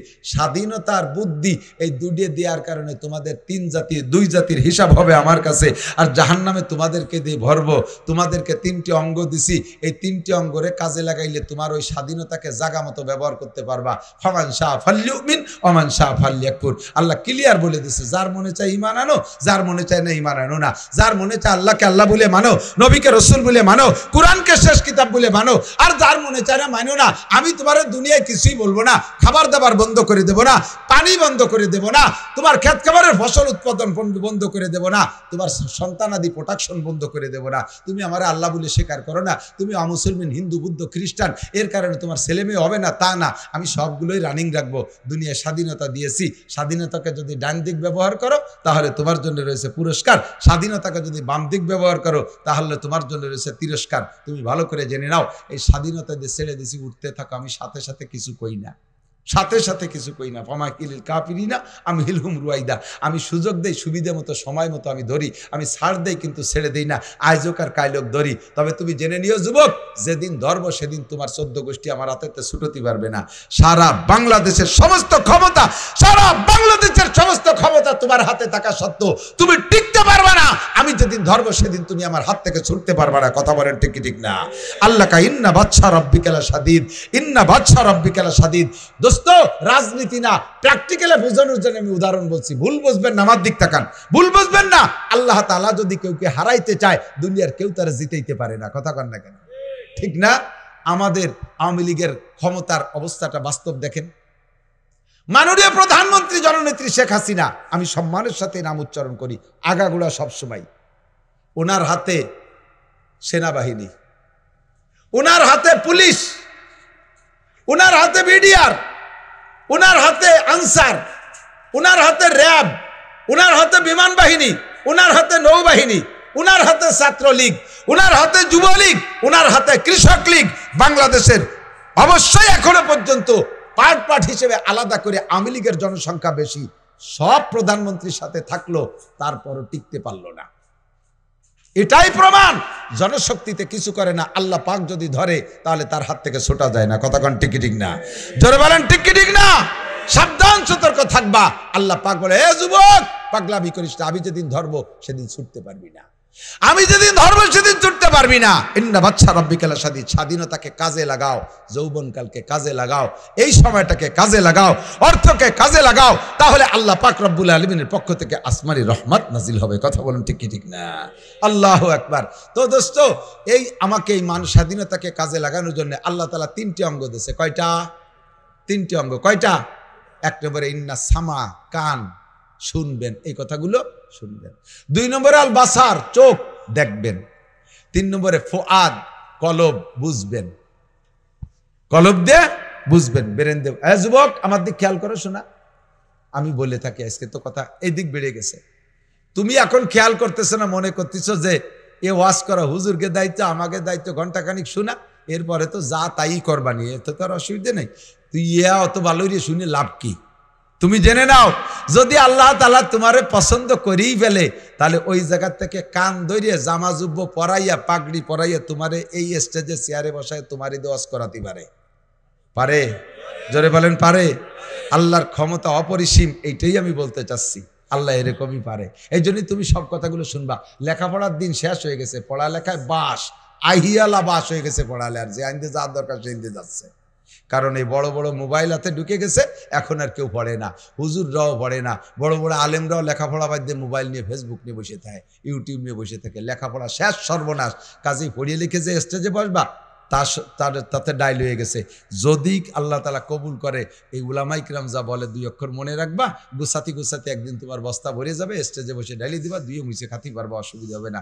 এই মাইক আর এই চেয়ারের বাড়ির দাম, বসতে পারলে টাহার অভাব নাই। এই জন্য খেয়াল করবা সব কথা। 3টে অঙ্গ, কয়টা অঙ্গ? 3টে অঙ্গরে ব্যবহার করলে স্বাধীনতাকে জায়গা মতো ব্যবহার করবেন না, কোথায় ব্যবহার করবেন আপনি বুঝতে পারবেন। 1 নম্বরে কান, 2 নম্বরে চোখ, 3 নম্বরে কলব। আল্লাহ পাক রব্বুল আলামিন এজন্যই বলেন যে আমি জাহান্নামের জন্য বহু মানুষকে তৈরি করেছি, জাহান্নামে অনেক মানুষকে দেব। তারা কারা? লাহুম কুলুবুল লা ইয়াফকাহুনা বিহা, যাদের ব্রেন আছে, কলব আছে, কিন্তু তারা যা বোঝা দরকার তা বোঝে না। আমার দিক লাহুম, ঠিক করতেছে, মাইকে ডিস্টার্ব করছে, খেয়াল করছো? লাহুম কুলুবুল লা ইয়াফকাহুনা বিহা, তাদের কলব আছে কিন্তু তারা বোঝে না, ব্রেন আছে বোঝে না। বোঝে না মানে বোঝে না তা না, কার জমি কারে দিয়ে দলিল করতে হবে, কিভাবে জাল দলিল করতে হবে এটা ভালো বোঝে। হিন্দু ভাইদের জমি ফেলাইতে হয়ে গেছে, ওইটা কিভাবে ডিসিআর কাটতে হবে এটা ভালো বোঝে। কারে দিয়ে কারে লাগাই দিতে হবে এটা ভালো করে বোঝে। যা বোঝা দরকার তা বোঝে না। কোরআন বোঝে না, হাদিস বোঝে না, ফরজ বোঝে না, ওয়াজিব বোঝে না, দোয়া কুনুত বোঝে না, আত্তাহিয়াত বোঝে না, দুরূদ শরীফ বোঝে না, দোয়া মাসুরা বোঝে না, সূরা ফাতিহা বোঝে না, কোরআন শরীফ পড়তে বোঝে না। যা বোঝা দরকার তা বোঝে না। ওয়ালাহুম আয়ুনুল লা ইউবসিরুনা বিহা, যা দেখা দরকার তা দেখে না। দেখে না তা না, যা দেখা দরকার তা দেখে না। কোরআন দেখা দরকার, হাদিস দেখা দরকার দেখে না। মারে দেখা দরকার, আব্বারে দেখা দরকার দেখে না। স্ত্রী দেখা দরকার, ছেলে মেয়ে দেখা দরকার তা দেখে না। যাইয়ে গার্লফ্রেন্ডকে দেখবে, দেশের পাড়ার মহিলাদেরকে দেখবে, দুনিয়ার যত নোংরা ফোংরাগুলো দেখবে। এই জন্য মার খেয়ে গেছে। তাদের চোখ আছে, যা দেখা দরকার দেখে না। ওয়ালাহুম আযানুল লা ইয়াসমাউনা বিহা, তাদের কান আছে, শোনে না। শোনে না মানে শোনে না তা না, শোনে না মানে যা শোনা দরকার তা শোনে না। যা শুনলে ভালো হবে তা শোনে না, যা শুনলে নষ্ট হবে তাই খুব ভালো করে শোনে। এই করার কারণে খেয়াল করে না, এই 3টে অঙ্গর হিসাব হবে। আর এই 3টে অঙ্গরে জায়গা মতো ব্যবহার না করলে কি হয়? আল্লাহ কয় উলাইকা কাল আনআম। এই জায়গা মতো চলে এসেছে এদিক, উলাইকা কাল আনআম, সেম কোয়ালিটি অফ অ্যানিম্যাল। ওয়াজের মাঠ হলো গাই দোয়ানোর মতো, বুঝেন? গাই দোয়ান না, গাই দোয়াতে এলি যাইয়েই বান ধরে টান দিলে দুধ বেরোয় নাকি? যাইয়ে বাসুর জায়গায় ভানাতে না, পানাইয়ে তারপরে দোয়াতে, নইলে বান ধরে টানলে বান ছিঁড়ে যাবে, দুধ বেরোবে না। ওয়াজের মাঠেও আগে ভানাতে, শেষে দোয়াতে। এবার ফানানু হয়ে গেছে, দোয়ানোর সময় যদি পাতির বালতি ছড়াই ফেলে দুধ বাড়ি যাবে নাকি? এতক্ষণ ধরে ফানাইছি, এখন হলো দোয়ানোর সময়। এই সময় কেউ নড়াচড়া করলে খালি বালতি নিয়ে বাড়ি যাবেন। ওয়াজের আসল টুক সামনে। আল্লাহ পাক কি বললেন? উলাইকা কাল আনআম, সেম কোয়ালিটি অফ অ্যানিম্যাল। এই মানুষগুলো প্রাণীর মতো, পশুর মতো। সাউন্ড একটু কমাই দিতে গেছে, কানে লাগতেছে না? এদিক উলাইকা কাল আনআম, এদিক যেই মানুষগুলো ব্রেনরে কাজে লাগালো না, চোখরে কাজে লাগালো না, কানরে কাজে লাগালো না, এই মানুষগুলো চতুষ্পদ জন্তুর মতো। কিসের মতো? মানুষ যখন এই 3টেরে কাজে লাগাবে না, তখন সে মানবতার থেকে নেমে চলে আসে, মানবতায় থাকে না, তার ভিতরে মানবতা থাকে না। কানরে কাজে লাগাই নেই, ব্রেনরে কাজে লাগাই নেই, চোখরে কাজে লাগাই নেই, তাহলে এই 3টে অঙ্গ তো গরুরও আছে, এই 3টে অঙ্গ কুত্তরও আছে, এই 3টে অঙ্গ শুয়োরেরও আছে। অধিকাংশ প্রাণীর আছে না এই 3টে অঙ্গ? আছে। তাহলে আপনিও যেমন আমিও যেমন, ওই শিয়াল কুত্তটাও তেমন। এর নাম হলো সেম কোয়ালিটি অফ অ্যানিম্যাল। আল্লাহ কয় কাল আনাম, এগুলো চতুষ্পদ জন্তুর মতো। দেখেন বাস্তব, দেখেন এই ক্লাসের মানুষগুলোর যে স্বভাব, পশুরও সেই স্বভাব, পশুরও সেই স্বভাব। একটা গরু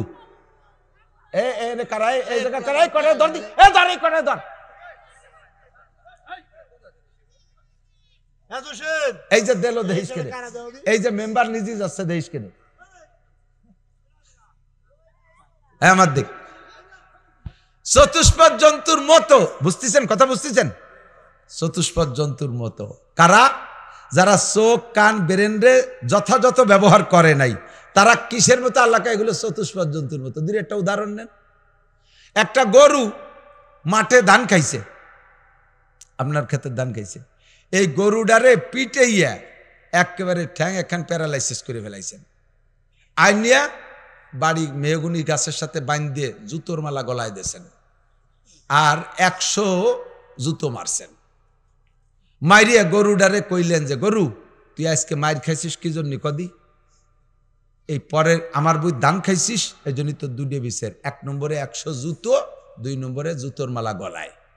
আর কোনোদিন খাবি? এইভাবে গরুরে বিষের ছাড়িয়ে দেন, ওই গরু তার ধানের খেতে যাবে না? যাবে?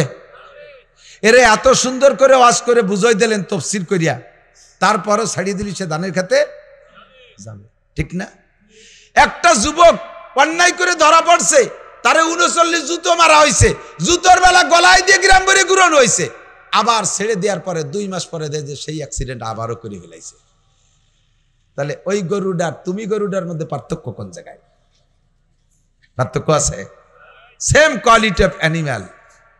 নবী পাক বলেন আমার উম্মত এই প্রাণীর রূপ নিয়ে জাহান্নামে যাবে, বিভিন্ন প্রাণীর রূপ নিয়ে এই রূপে জাহান্নামে যাবে।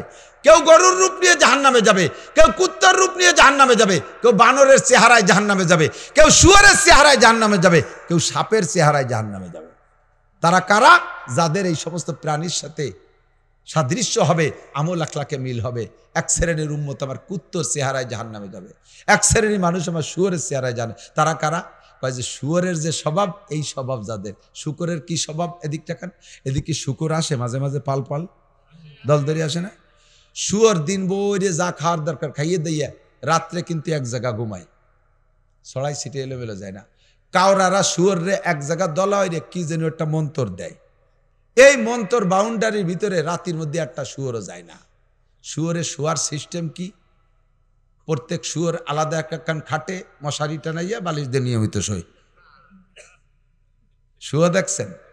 একটার পর একটা, তার উপরে আর একটা, একটার ফাঁসার পর আর একটার মাথা, আর একটার বেকায়দা জায়গা আর একটার মাথা, এইভাবে মুখ দিয়ে গাদাইয়ে শোয়। এই জন্য কেউ যদি কোনো জায়গায় ঘন হয়ে যায় শুয়োর গাদা দেশে, হয় না এরকম শুয়োর গাদা? তার মানে শুয়োর শৈরম গাদা দিয়ে।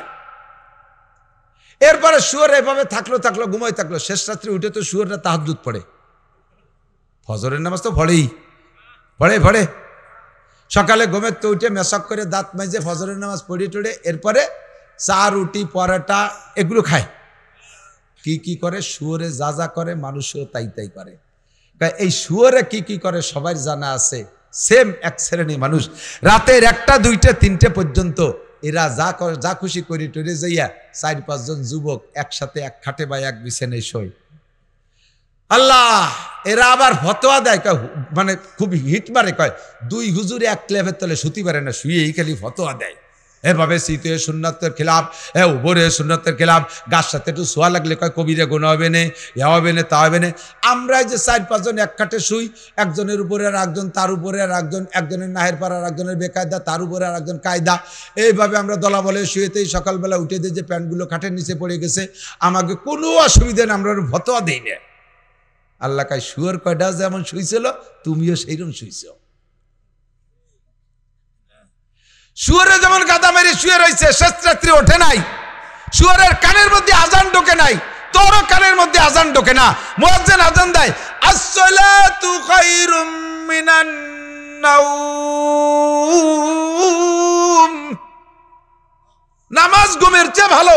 এমন সুন্দর ডাক দেয়, হাইয়া আলা সালাহ হাইয়া আলাল ফালাহ, তোর কানের মধ্যে ঢোকে না। নবী পাক বলেন, মান নামা আন সালাতিল ফজরে ফাবারা শাইতানু ফি উযুনাইহি, যে ব্যক্তি ফজরের নামাজ না পড়ে ঘুমায় থাকে, শয়তান তার কানের মধ্যে পেশাব করে থই। এই জন্য তোর কানের মধ্যে শুয়োরের কানের মতো আজান ঢোকে নাই, গাদা মারিয়ে শুয়ে রয়েছিস।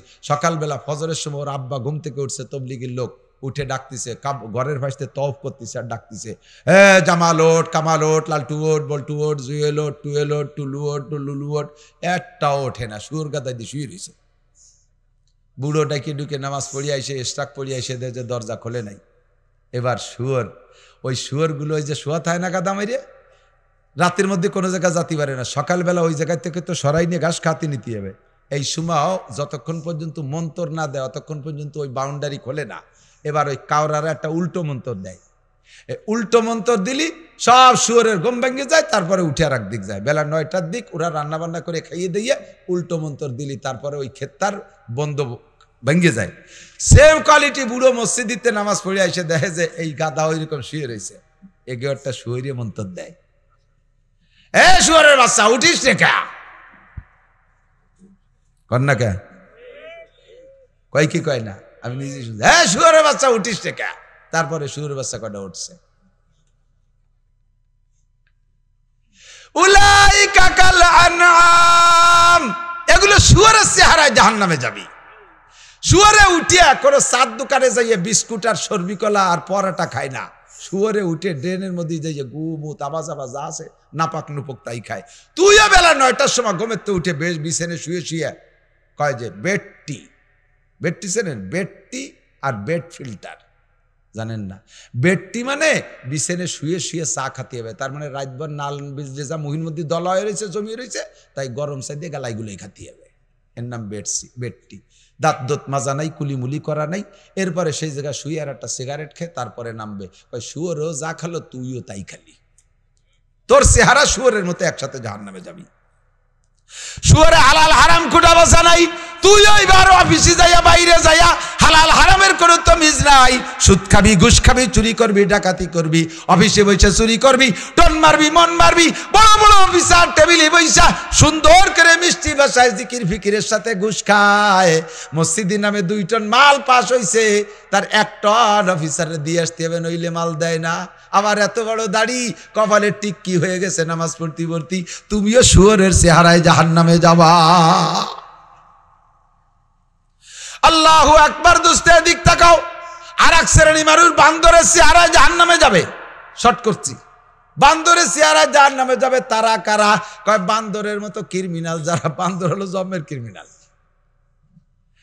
বান্দরে আর বিলেইতে দোস্ত বাতাইছে, দুই দোস্ত মিলে সম্মিলিত ভাবে দিনভরি ইনকাম করছে, পাইছে একটা কলা, তেমন কিছু পাইনি, আজকে একটা কলা পাইছে, সরবি কলা। এখন ভাগ করি তো খাতি হবে। তো বান্দরে কচ্ছে, দোস্ত তোর হাত তো ভালো না, আমার হাত মানুষের হাতের মতো, আমার কাছে দিয়ে আমি ভাঙ্গে সমান করে দিচ্ছি। তো মটকাইয়া ভাঙছে তার ফিতে দিয়ে মাইপে ভাঙ্গে নাই, মুখস্থ ঠুয়ো ভাঙছে, দেয় যে একখান ছোট একখান বড় হয়ে গেছে। এখন বিড়ালের সামনে দেশে দোস্ত নেওয়া কোন খান নেবা? বিড়াল তো চোখের সামনে দিয়ে বড় খান নেওয়ার জন্য সে তার যে থাবা সিস্টেম, সে থাবা দিতে গেছে। বান্দর কয় রাগ দোস্ত, এখন বড় রয়েছে, সমান হইলে দেই। সমান হবে কিভাবে? ওইখান থেকে এক কামড় খাইয়ে সমান আসছে।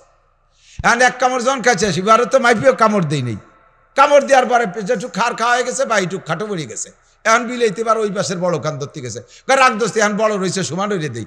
একবার এখান সমান হলে, একবার ওখান সমান, 2 সমান হতে পুরো কলা বান্দরের পেটে।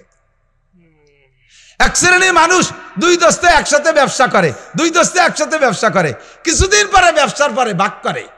কয় দোস্ত তুমি মায়ের বিয়ের সময় এনেছো, ছেলে বিয়ে দেওয়ার সময় এনেছো, তোমার মুসলমানের সময় এই নেছো, তুমি শ্বশুরবাড়ির সময় এই নেছো, তারপরে মসজিদে এই দেছো, নীতি তোমার সব শেষ, এখন যা আছে সব আমার আছে। উনি সারা বছর রোজা ছিল, উনি কিছু নেইটাই নেই। 3 ভাই সম্পত্তি ভাগ করে, বড় ভাই মাতুব্বার, ছোট 2 ভাই ছোট, সম্পত্তি ভাগ করে বান্দরে বাগা। ছোট 2 ভাইরে কইছে তোকে 10 বিঘে জমি দিয়ে দিলাম। কোন জায়গা? এই পাশে সবচেয়ে নিচে জমি কোন জায়গা? বিলি, হ্যাঁ চান্দার বিলি। চান্দার বিলির আর মাঝখানে ওই জায়গা আব্বা 10 বিঘে জমি রেখে গেছে, তোকে 10 বিঘে দিলাম, আমি মোটে 2% নিলাম। দেখলি আমি তোকে কত দিলাম? উনার 2% গোপালগঞ্জ চৌরঙ্গির মাঝখানে, আর ওকে দেশে 10 বিঘে যা কিয়ামতের আগে জাগবে না। কথা কন আছে না নাই? বান্দরে ভাগা ভবিষ্যৎ বুঝিয়ে ছোট দুই বাইরে দিচ্ছে ওই পাশটা বড় এরিয়া, আর উনি নেছে বিশ্ব রোডের গায়ে। আমি মোটে 2% নিলাম, এই 2%-এর দাম 2 কোটিটা, আর ওর 5 বিঘের দামও 5 লাখ টাকা না। এইরকম বাগাবাগি করছো যে ভাইরা, যে মাতুব্বার, তুমি বান্দরের চেহারায় যাবা, তুমি বান্দরের চেহারায় জাহান্নামে যাবা। উলাইকা কাল আনআম বাল হুম আদাল্লু। আর বেশি বলবো না, এদিক তাকান। এই সব কিছু শুনিয়া এদিক বালহুম কি বলা হয়, সেম কোয়ালিটি অফ অ্যানিমাল, কুত্তর মতো। কুত্তর মতো যেহেতু পশুর মতো, আর একটা মিশাল কই নেই।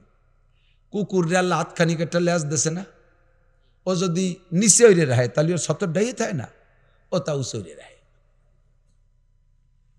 ইচ্ছে উচরে রাহে, যা দেহার দরকার দেহে যাও। মহিলা বোরকাটা বানাইছে, সামনের উপরে হাতখানি কাটটা পর্দা দিয়ে আছে, তা যদি ঝুলানো থাকে তাহলে এরকম 70 টাকা থেকে মুখটা ঘিরে থাকে, তা উল্টোই কুত্ত নেজের মতো ওই পাশে দিচ্ছে, তোমরা দেহে যাও, যা দেয়া দরকার। Same quality of animal. এখন কুত্তই অভিযোগ করছে আল্লাহ, শুয়োরে অভিযোগ করছে, গরুতি অভিযোগ করছে আল্লাহ। ঈশ্বর হুজুর যেভাবে বলতেছে তাতে তো মানুষকে আমাদের মতো বানালো, এতে আমাদের কিন্তু ইজ্জত নষ্ট হয়। কুত্তরও ইজ্জত আছে, গরুরও ইজ্জত আছে, শুয়োরেরও ইজ্জত আছে। ওরাকে আল্লাহ মানুষদেরকে আমাদের সাথে তুলনা করলে আমাদের ইজ্জত যায়। আল্লাহকে কেন কয় যে মানুষে যা করে আমরা কিন্তু অকরতে পারি না, তুমি শুনবো আল্লাহ কয় বলো। তো কুত্তই কয় 1 নম্বরে আল্লাহ আমরা কুত্তই মারামারি করি, কুত্তই মারামারি করি। দেখবেন দুইটা কুত্তই মারামারি করলে যে কুত্তটা হারিয়ে যায় সে কিন্তু সারেন্ডার করে খুব বিনয়ের সাথে। সারেন্ডার পদ্ধতি কি? ওর পতাকা নামায় দেয়, নেজ পতাকা নামায় দেয়। প্রত্যেক প্রাণীর সারেন্ডার পদ্ধতি আলাদা। দুইটা মুরগিতে মারামারি করবে, যে মুরগিটা হারিয়ে যায় ও হারিয়ে যাওয়ার সময় সারেন্ডার করে কিভাবে? একটা ডানা নামাই দিয়ে কাট করে দৌড় দেয়, তাতে যেটা জিতে যায় ওরে হালকাটা দাওয়াই দিয়ে ফিরে চলে আসে, পুরো আর মারে না। গরুর সারেন্ডার, যে গরুটা হারিয়ে যাবে সে গরুটা না কাগজ দেয়, ওই যে শক্তিশালী দেয়, না নাক মিশে ভাই জান আমি কিন্তু পারবো না, আপনি মারামারি হবেন না, না কাগজ দিয়ে নাক শুকিয়ে ব্যাক করে চলে আসে। আর শক্তিশালী গরুটা হালকাটা ঝাঁকি বেরিয়ে ফিরে চলে যায়, ওরে আর মারে না। ভালো করে মনে রাখেন। আর কুত্তর সারেন্ডার লেজ নামাই দিয়ে একেবারে বাঁকা হয়ে পড়ে, যেটা জিতে যায় শক্তিশালী ওরে জোরে জোরে দূরে ধমক দেয়, সাবধান আর কোনোদিন এদিকে আসবি না। এটা কিন্তু 7 পার বলতো, ওই যে ওই বেড়ার বাজারে কুত্তো জন্য এদিকে আর কোনোদিন তোরে দেখি না, এইভাবে ধমক দিয়ে ফিরে চলেছে, ওরে আর মারে না। কুত্তই কয় আল্লাহ আমরা এই পদ্ধতি সিস্টেম ঠিক রাখি, আমরা সারেন্ডার করলে তারে আর গায়ে হাত দেই না। কিন্তু তোমার মানব জাতি দেখো, তুমি যাদেরকে আশরাফুল মখলুকাত বলেছো, যাদের জন্য জান্নাত বানাইছো, তাদের স্বভাব দেখো, গন্ডগোল যখন লাগে তখন যে হেরে যায় সে হাতিয়ার ছেড়ে দেয়, ঢাল ছেড়ে দেয়, তীর তরবারি ছেড়ে দিয়ে সারেন্ডার করে, ওই সুযোগে তারে কুপাইয়ে সুরো করে বস্তা ভরে। তুমি বলো এই মানুষগুলোকে আমাদের মতো কিনা? তুমি বলো। আল্লাহ পাক বলেন আর কি অভিযোগ আছে ক? ঠিকই কইছিস, একবারে রেজাল্ট দেব। কুত্তই কয় আল্লাহ আমরা এই যে শীতকালে আমাদের 3টে 4টে 5টা বাচ্চা হয়, কুত্তর ডেলিভারি সিজন এসে গেছে না, কোনো হাসপাতালে যাবে না, কোনো ক্লিনিকে যাওয়া লাগবে না, সিজার করা লাগবে না, ওকে হাসপাতাল খেড়ের পালার তলে। তা আমাকে 3টে 4টে 5টা করে বাচ্চা হবে। আমাদের এই বাচ্চাগুলো যতদিন ছোট থাকে, নাবালেগ থাকে, ইনকাম করে খাইতে না পারে, আত্মরক্ষা প্রতিরক্ষা ক্ষমতা অর্জন করতে না পারে, অতদিন পর্যন্ত আমরা মা কুত্তরা জীবনেও আমাদের বাচ্চাকে ফেলে রেখে কোথাও যাইনি। কত দামি দামি কুত্ত, বংশীয় কুত্ত, শিক্ষিত কুত্ত আমাকে কল দেয়, মিস কল দেয়, একটা আমরা রিসিভ করি না,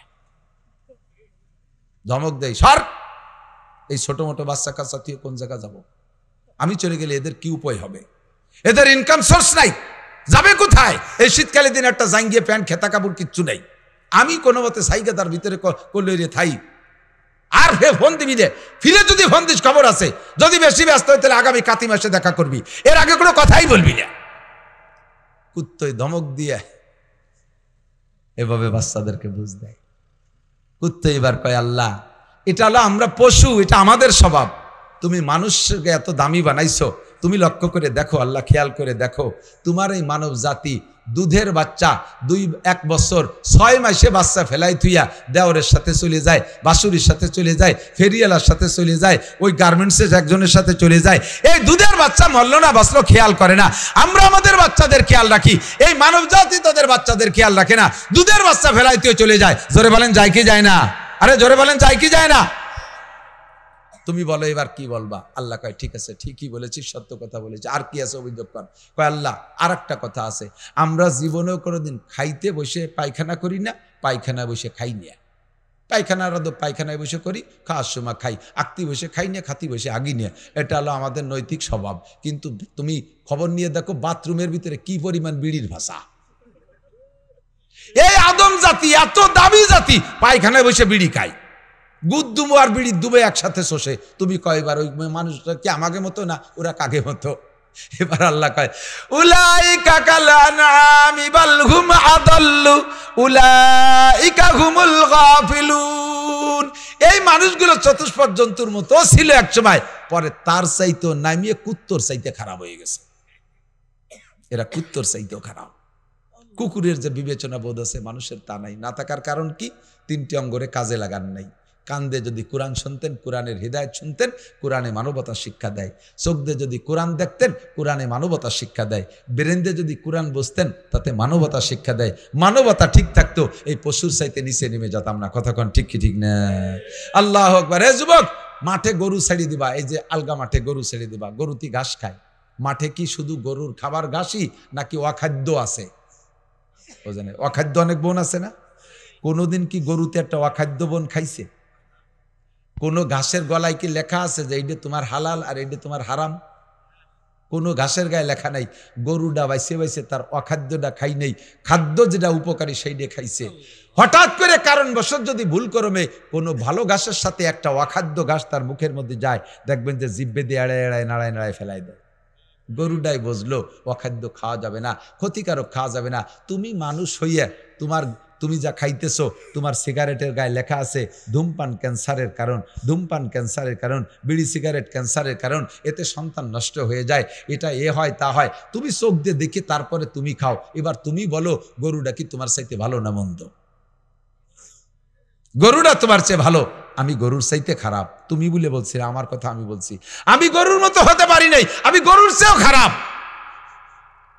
উলাইকা কাল আনআমি বাল হুম আদাল্লু।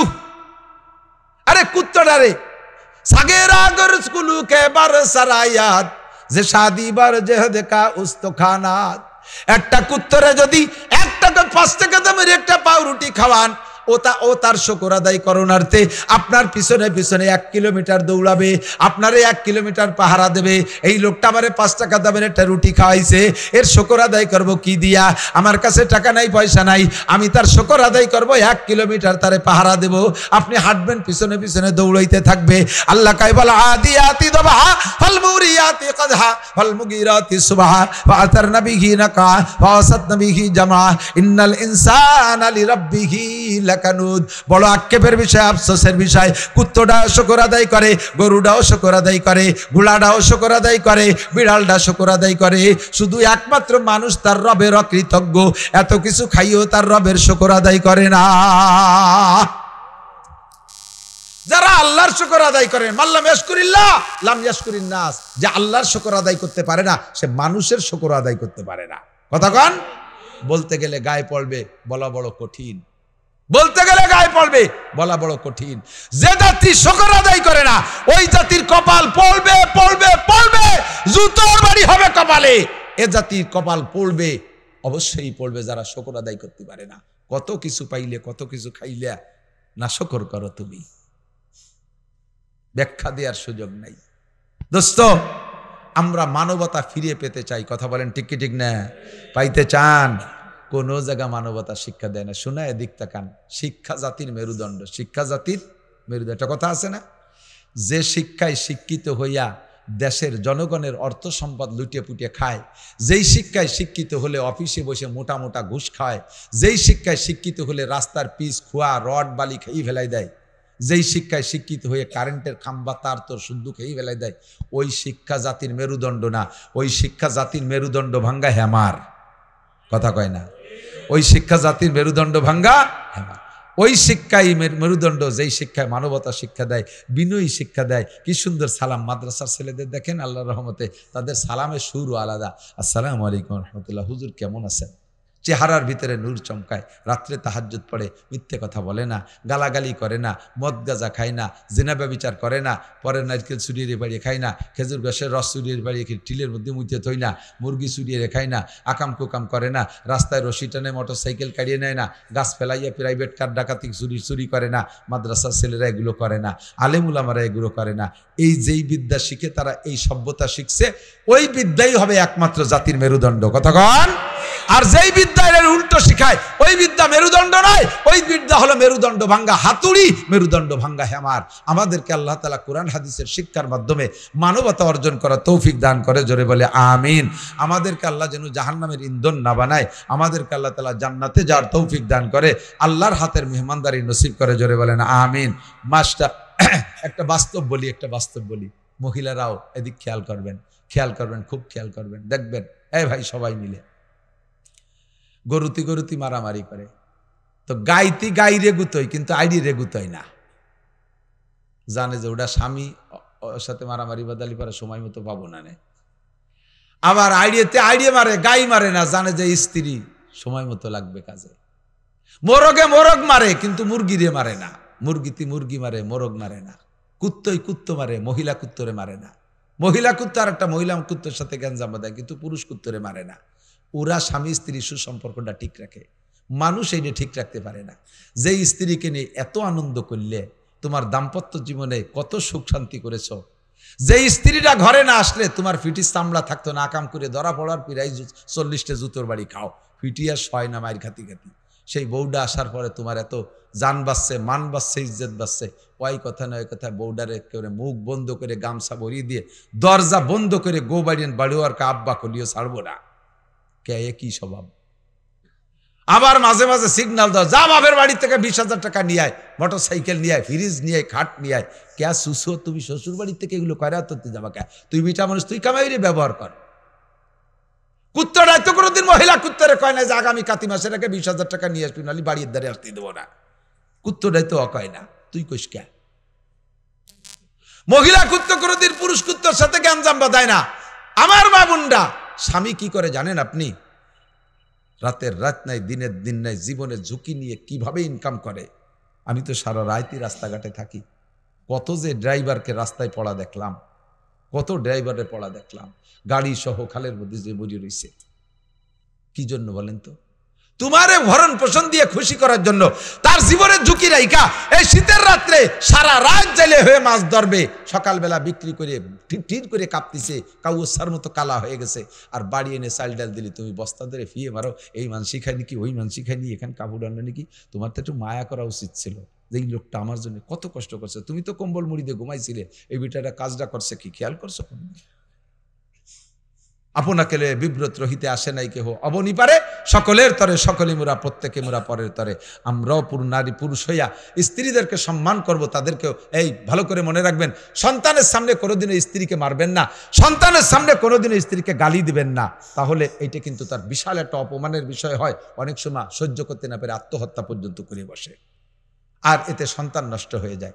সন্তানের সামনে স্ত্রীকে মারবেন না, গালাগালি করবেন না, তাকে ভৎসনা দেবেন না, সাধ্য অনুযায়ী ধৈর্যের সাথে থাকার চেষ্টা করবেন। ওই কথা নয় কথা, তালাক দেবেন না। আবার তালাক যদি দিয়েই ফেলে, শেষে আবার সেই তালাক দেওয়া বউ নিয়ে আবার ঘর সংসার করে, তাও এক দল আছে। তালাক দেওয়া বউ নিয়ে ঘর সংসার করতেছে। তালাক দেওয়া বউ নিয়ে ঘর সংসার করলে পরবর্তীতে যতবার মিলন হবে জেনার গুনাহ, শেষে যে কটা বাচ্চা হবে সব জারিউর বাচ্চা পয়দা হবে, ওর একটাও হালাল না, হারামজাদা। খুব সাবধান, সতর্ক থাকবেন। আল্লাহ তাআলা আমাদের বুঝার আমল করার তৌফিক দান করুক, বলেন আমিন। এক রাতে তো সব হবে না। 30 পারা কোরআন শরীফ এভাবে যদি একটা একটা করে বুঝাই দিতে পারতাম বছরের পর বছর ধরে, তাহলে মোটামুটি একটু হতো। কিন্তু তার সময় আমারও নাই, আপনাদেরও নাই। সংক্ষিপ্ত শিক্ষার একটা সুন্দর একটা কোর্স আসছে, দাওয়াত ও তাবলীগের মেহনত। 31শে জানুয়ারি, 1-2 ফেব্রুয়ারি, একটু মস্ক করেন। 31শে জানুয়ারি, 1-2 ফেব্রুয়ারি টঙ্গীর ইস্তেমা যাবেন, একটা চিল্লা দুইটা তিনটা চিল্লা দেওয়ার নিয়ত করে যাবেন, মালামাল গুছাইয়া। হায়াতের গ্যারান্টি নাই, যে কোনো সময় মরণ এসে যেতে পারে, মরণের গ্যারান্টি 100। এক দাওয়াত। 2 নম্বরে আগামীকাল থেকে আমাদের গহরডাঙ্গার মাহফিল, আপনারা জামাতবন্দি হয়ে যাবেন। 3 নম্বর দাওয়াত, 7 ডিসেম্বর আমাদের গোপালগঞ্জে আগামীকালকে মিটিংয়ের মাধ্যমে মাঠ নির্ধারণ হবে, আপনাদের কাছে নিউজ আসবে, পোস্টার আসবে, পাবেন ইনশাআল্লাহ। গোটা গোপালগঞ্জের একটা মাহফিল, সারা গোপালগঞ্জের উলামা পরিষদ, আপনাদের ইমাম সাহেব আছে আমাদের সাথে, আমি গোপালগঞ্জ সদর থানার সভাপতি, আর পুরো জেলার সভাপতি কাশিনী হুজুরির জামাই মৌলানা মাহমুদুল হাসান সাহেব, মুফতি মাহমুদুল হাসান সাহেব, আমাদের সম্মিলিত 5 থানা সম্মিলিত একটা মাহফিল হবে গোপালগঞ্জে। অনেক বড় মাহফিল হবে, দিনব্যাপী, সকাল 8টা থেকে সন্ধ্যা পর্যন্ত। আমরা এখানে অংশগ্রহণ করব। রাজি আছি তো ইনশাআল্লাহ? যাওয়া যাবে তো ইনশাআল্লাহ? এ মর্মে আপনারা, এত বড় মাহফিল, দেশ বিদেশ থেকে, মক্কা থেকে মেহমান আসবে, মদিনা থেকে মেহমান আসবে, পাকিস্তান থেকে আসবে, দেওবান থেকে আসবে, ওলামায়ে কেরাম আসবে। এই বড়দের সাথে সাক্ষাৎ হবে, যথেষ্ট খরচও হবে। সম্ভব হলে, তৌফিক থাকলে, যে যা পারেন ওখানে কিছু শরিক থাকবেন, 10টা টাকা হলেও দিয়েন, যাতে আমাদের দেশের সুনামটা ঠিক থাকে। এই বর্তমান প্রেক্ষাপট তো ভালো না, সারা দেশে আমরা এক বিপদে আছি। গোপালগঞ্জের হুজুররা, আমরা গোপালগঞ্জের হুজুর যারা, স্থানীয়রা সবাই মনে করে যে সব হুজুরও যে দল, গোপালগঞ্জের হুজুরও সেই দল, আমাকে আমলিগের বিপক্ষে, আমাকে এইগুলি চোখ কাট করে তাকায়। আবার বাইরে গেলে কয় যে গোপালগঞ্জে কোনো নবী আসলেও সে আমলিগ করে, কাজেই ও বিশ্বাস করা যায় না। যে দোটানার মধ্যে বিপদে পড়ছি তা তো করার মতো না। আল্লাহ তাআলা আমাদের ইজ্জত পুনরায় ফিরে দিক, বলেন আমিন। আবার বলেন আমিন। আমরা এই সব মাহফিলে অংশগ্রহণ করবো। ভাই দোয়া করেন, ভাই দোয়া করবেন। তবারক হবে, এই তবারক আমি বলে দিচ্ছি, মুনাজাতের ভিতরে তবারক দেয়া, মুনাজাতের সাথে বেয়াদবি করা। মুনাজাত একটা ইবাদত, মুনাজাতের কায়দায় হয়ে যাবে। আপনারা এখানে বসে থাকবেন, ইনশাআল্লাহ ভিতরে পৌঁছে দেবে। সেভাবে তো প্যাকেট না? হ্যাঁ প্যাকেট। হ্যাঁ জি জি, হ্যাঁ সবভাবে সেভাবেই আমরা বলি, বলার সিস্টেম আমরা জানি। তো কেউ উঠবেন না, মেহমানদারি নিয়ে যাবেন ইনশাআল্লাহ। তবে একটু কাতার কাতার করে বসে নেন, একটু মুনাজাত শেষ হোক, এরপর একটু কাতার কাতার করে বসেন। আল্লাহুম্মা সাল্লি আলা, আল্লাহ, মুনাজাত শেষ হোক, আল্লাহুম্মা সাল্লি আলা মুহাম্মাদিন ওয়া আলা আলি সাইয়্যিদিনা মুহাম্মাদ। বসবে, মুনাজাত শেষ হোক। আলহামদুলিল্লাহি রাব্বিল আলামিন ওয়াসসালাতু ওয়াসসালামু আলা আশরাফিল আমবিয়া ওয়াল মুরসালিন। রব্বানা যালামনা আনফুসানা ওয়া ইল্লাম তাগফির লানা ওয়া তারহামনা লানাকুনান্না মিনাল খাসিরিন। ربنا فاغفر لنا ذنوبنا وكفر عنا سيئاتنا وتوفنا مع الأبرار. ربنا هب لنا من أزواجنا وذرياتنا قرة أعين وجعلنا للمتقين إماما.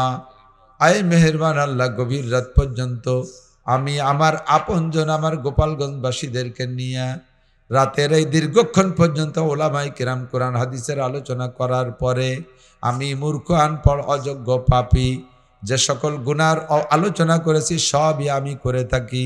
আয় আল্লাহ, আজকে তোমার শাহী দরবারে ভিক্ষার দোকানে হাত তুলেছি। এই গভীর রাত্রে আমাদেরকে তুমি সকলের জীবনের সমস্ত গুনাহ মাফ করে দাও।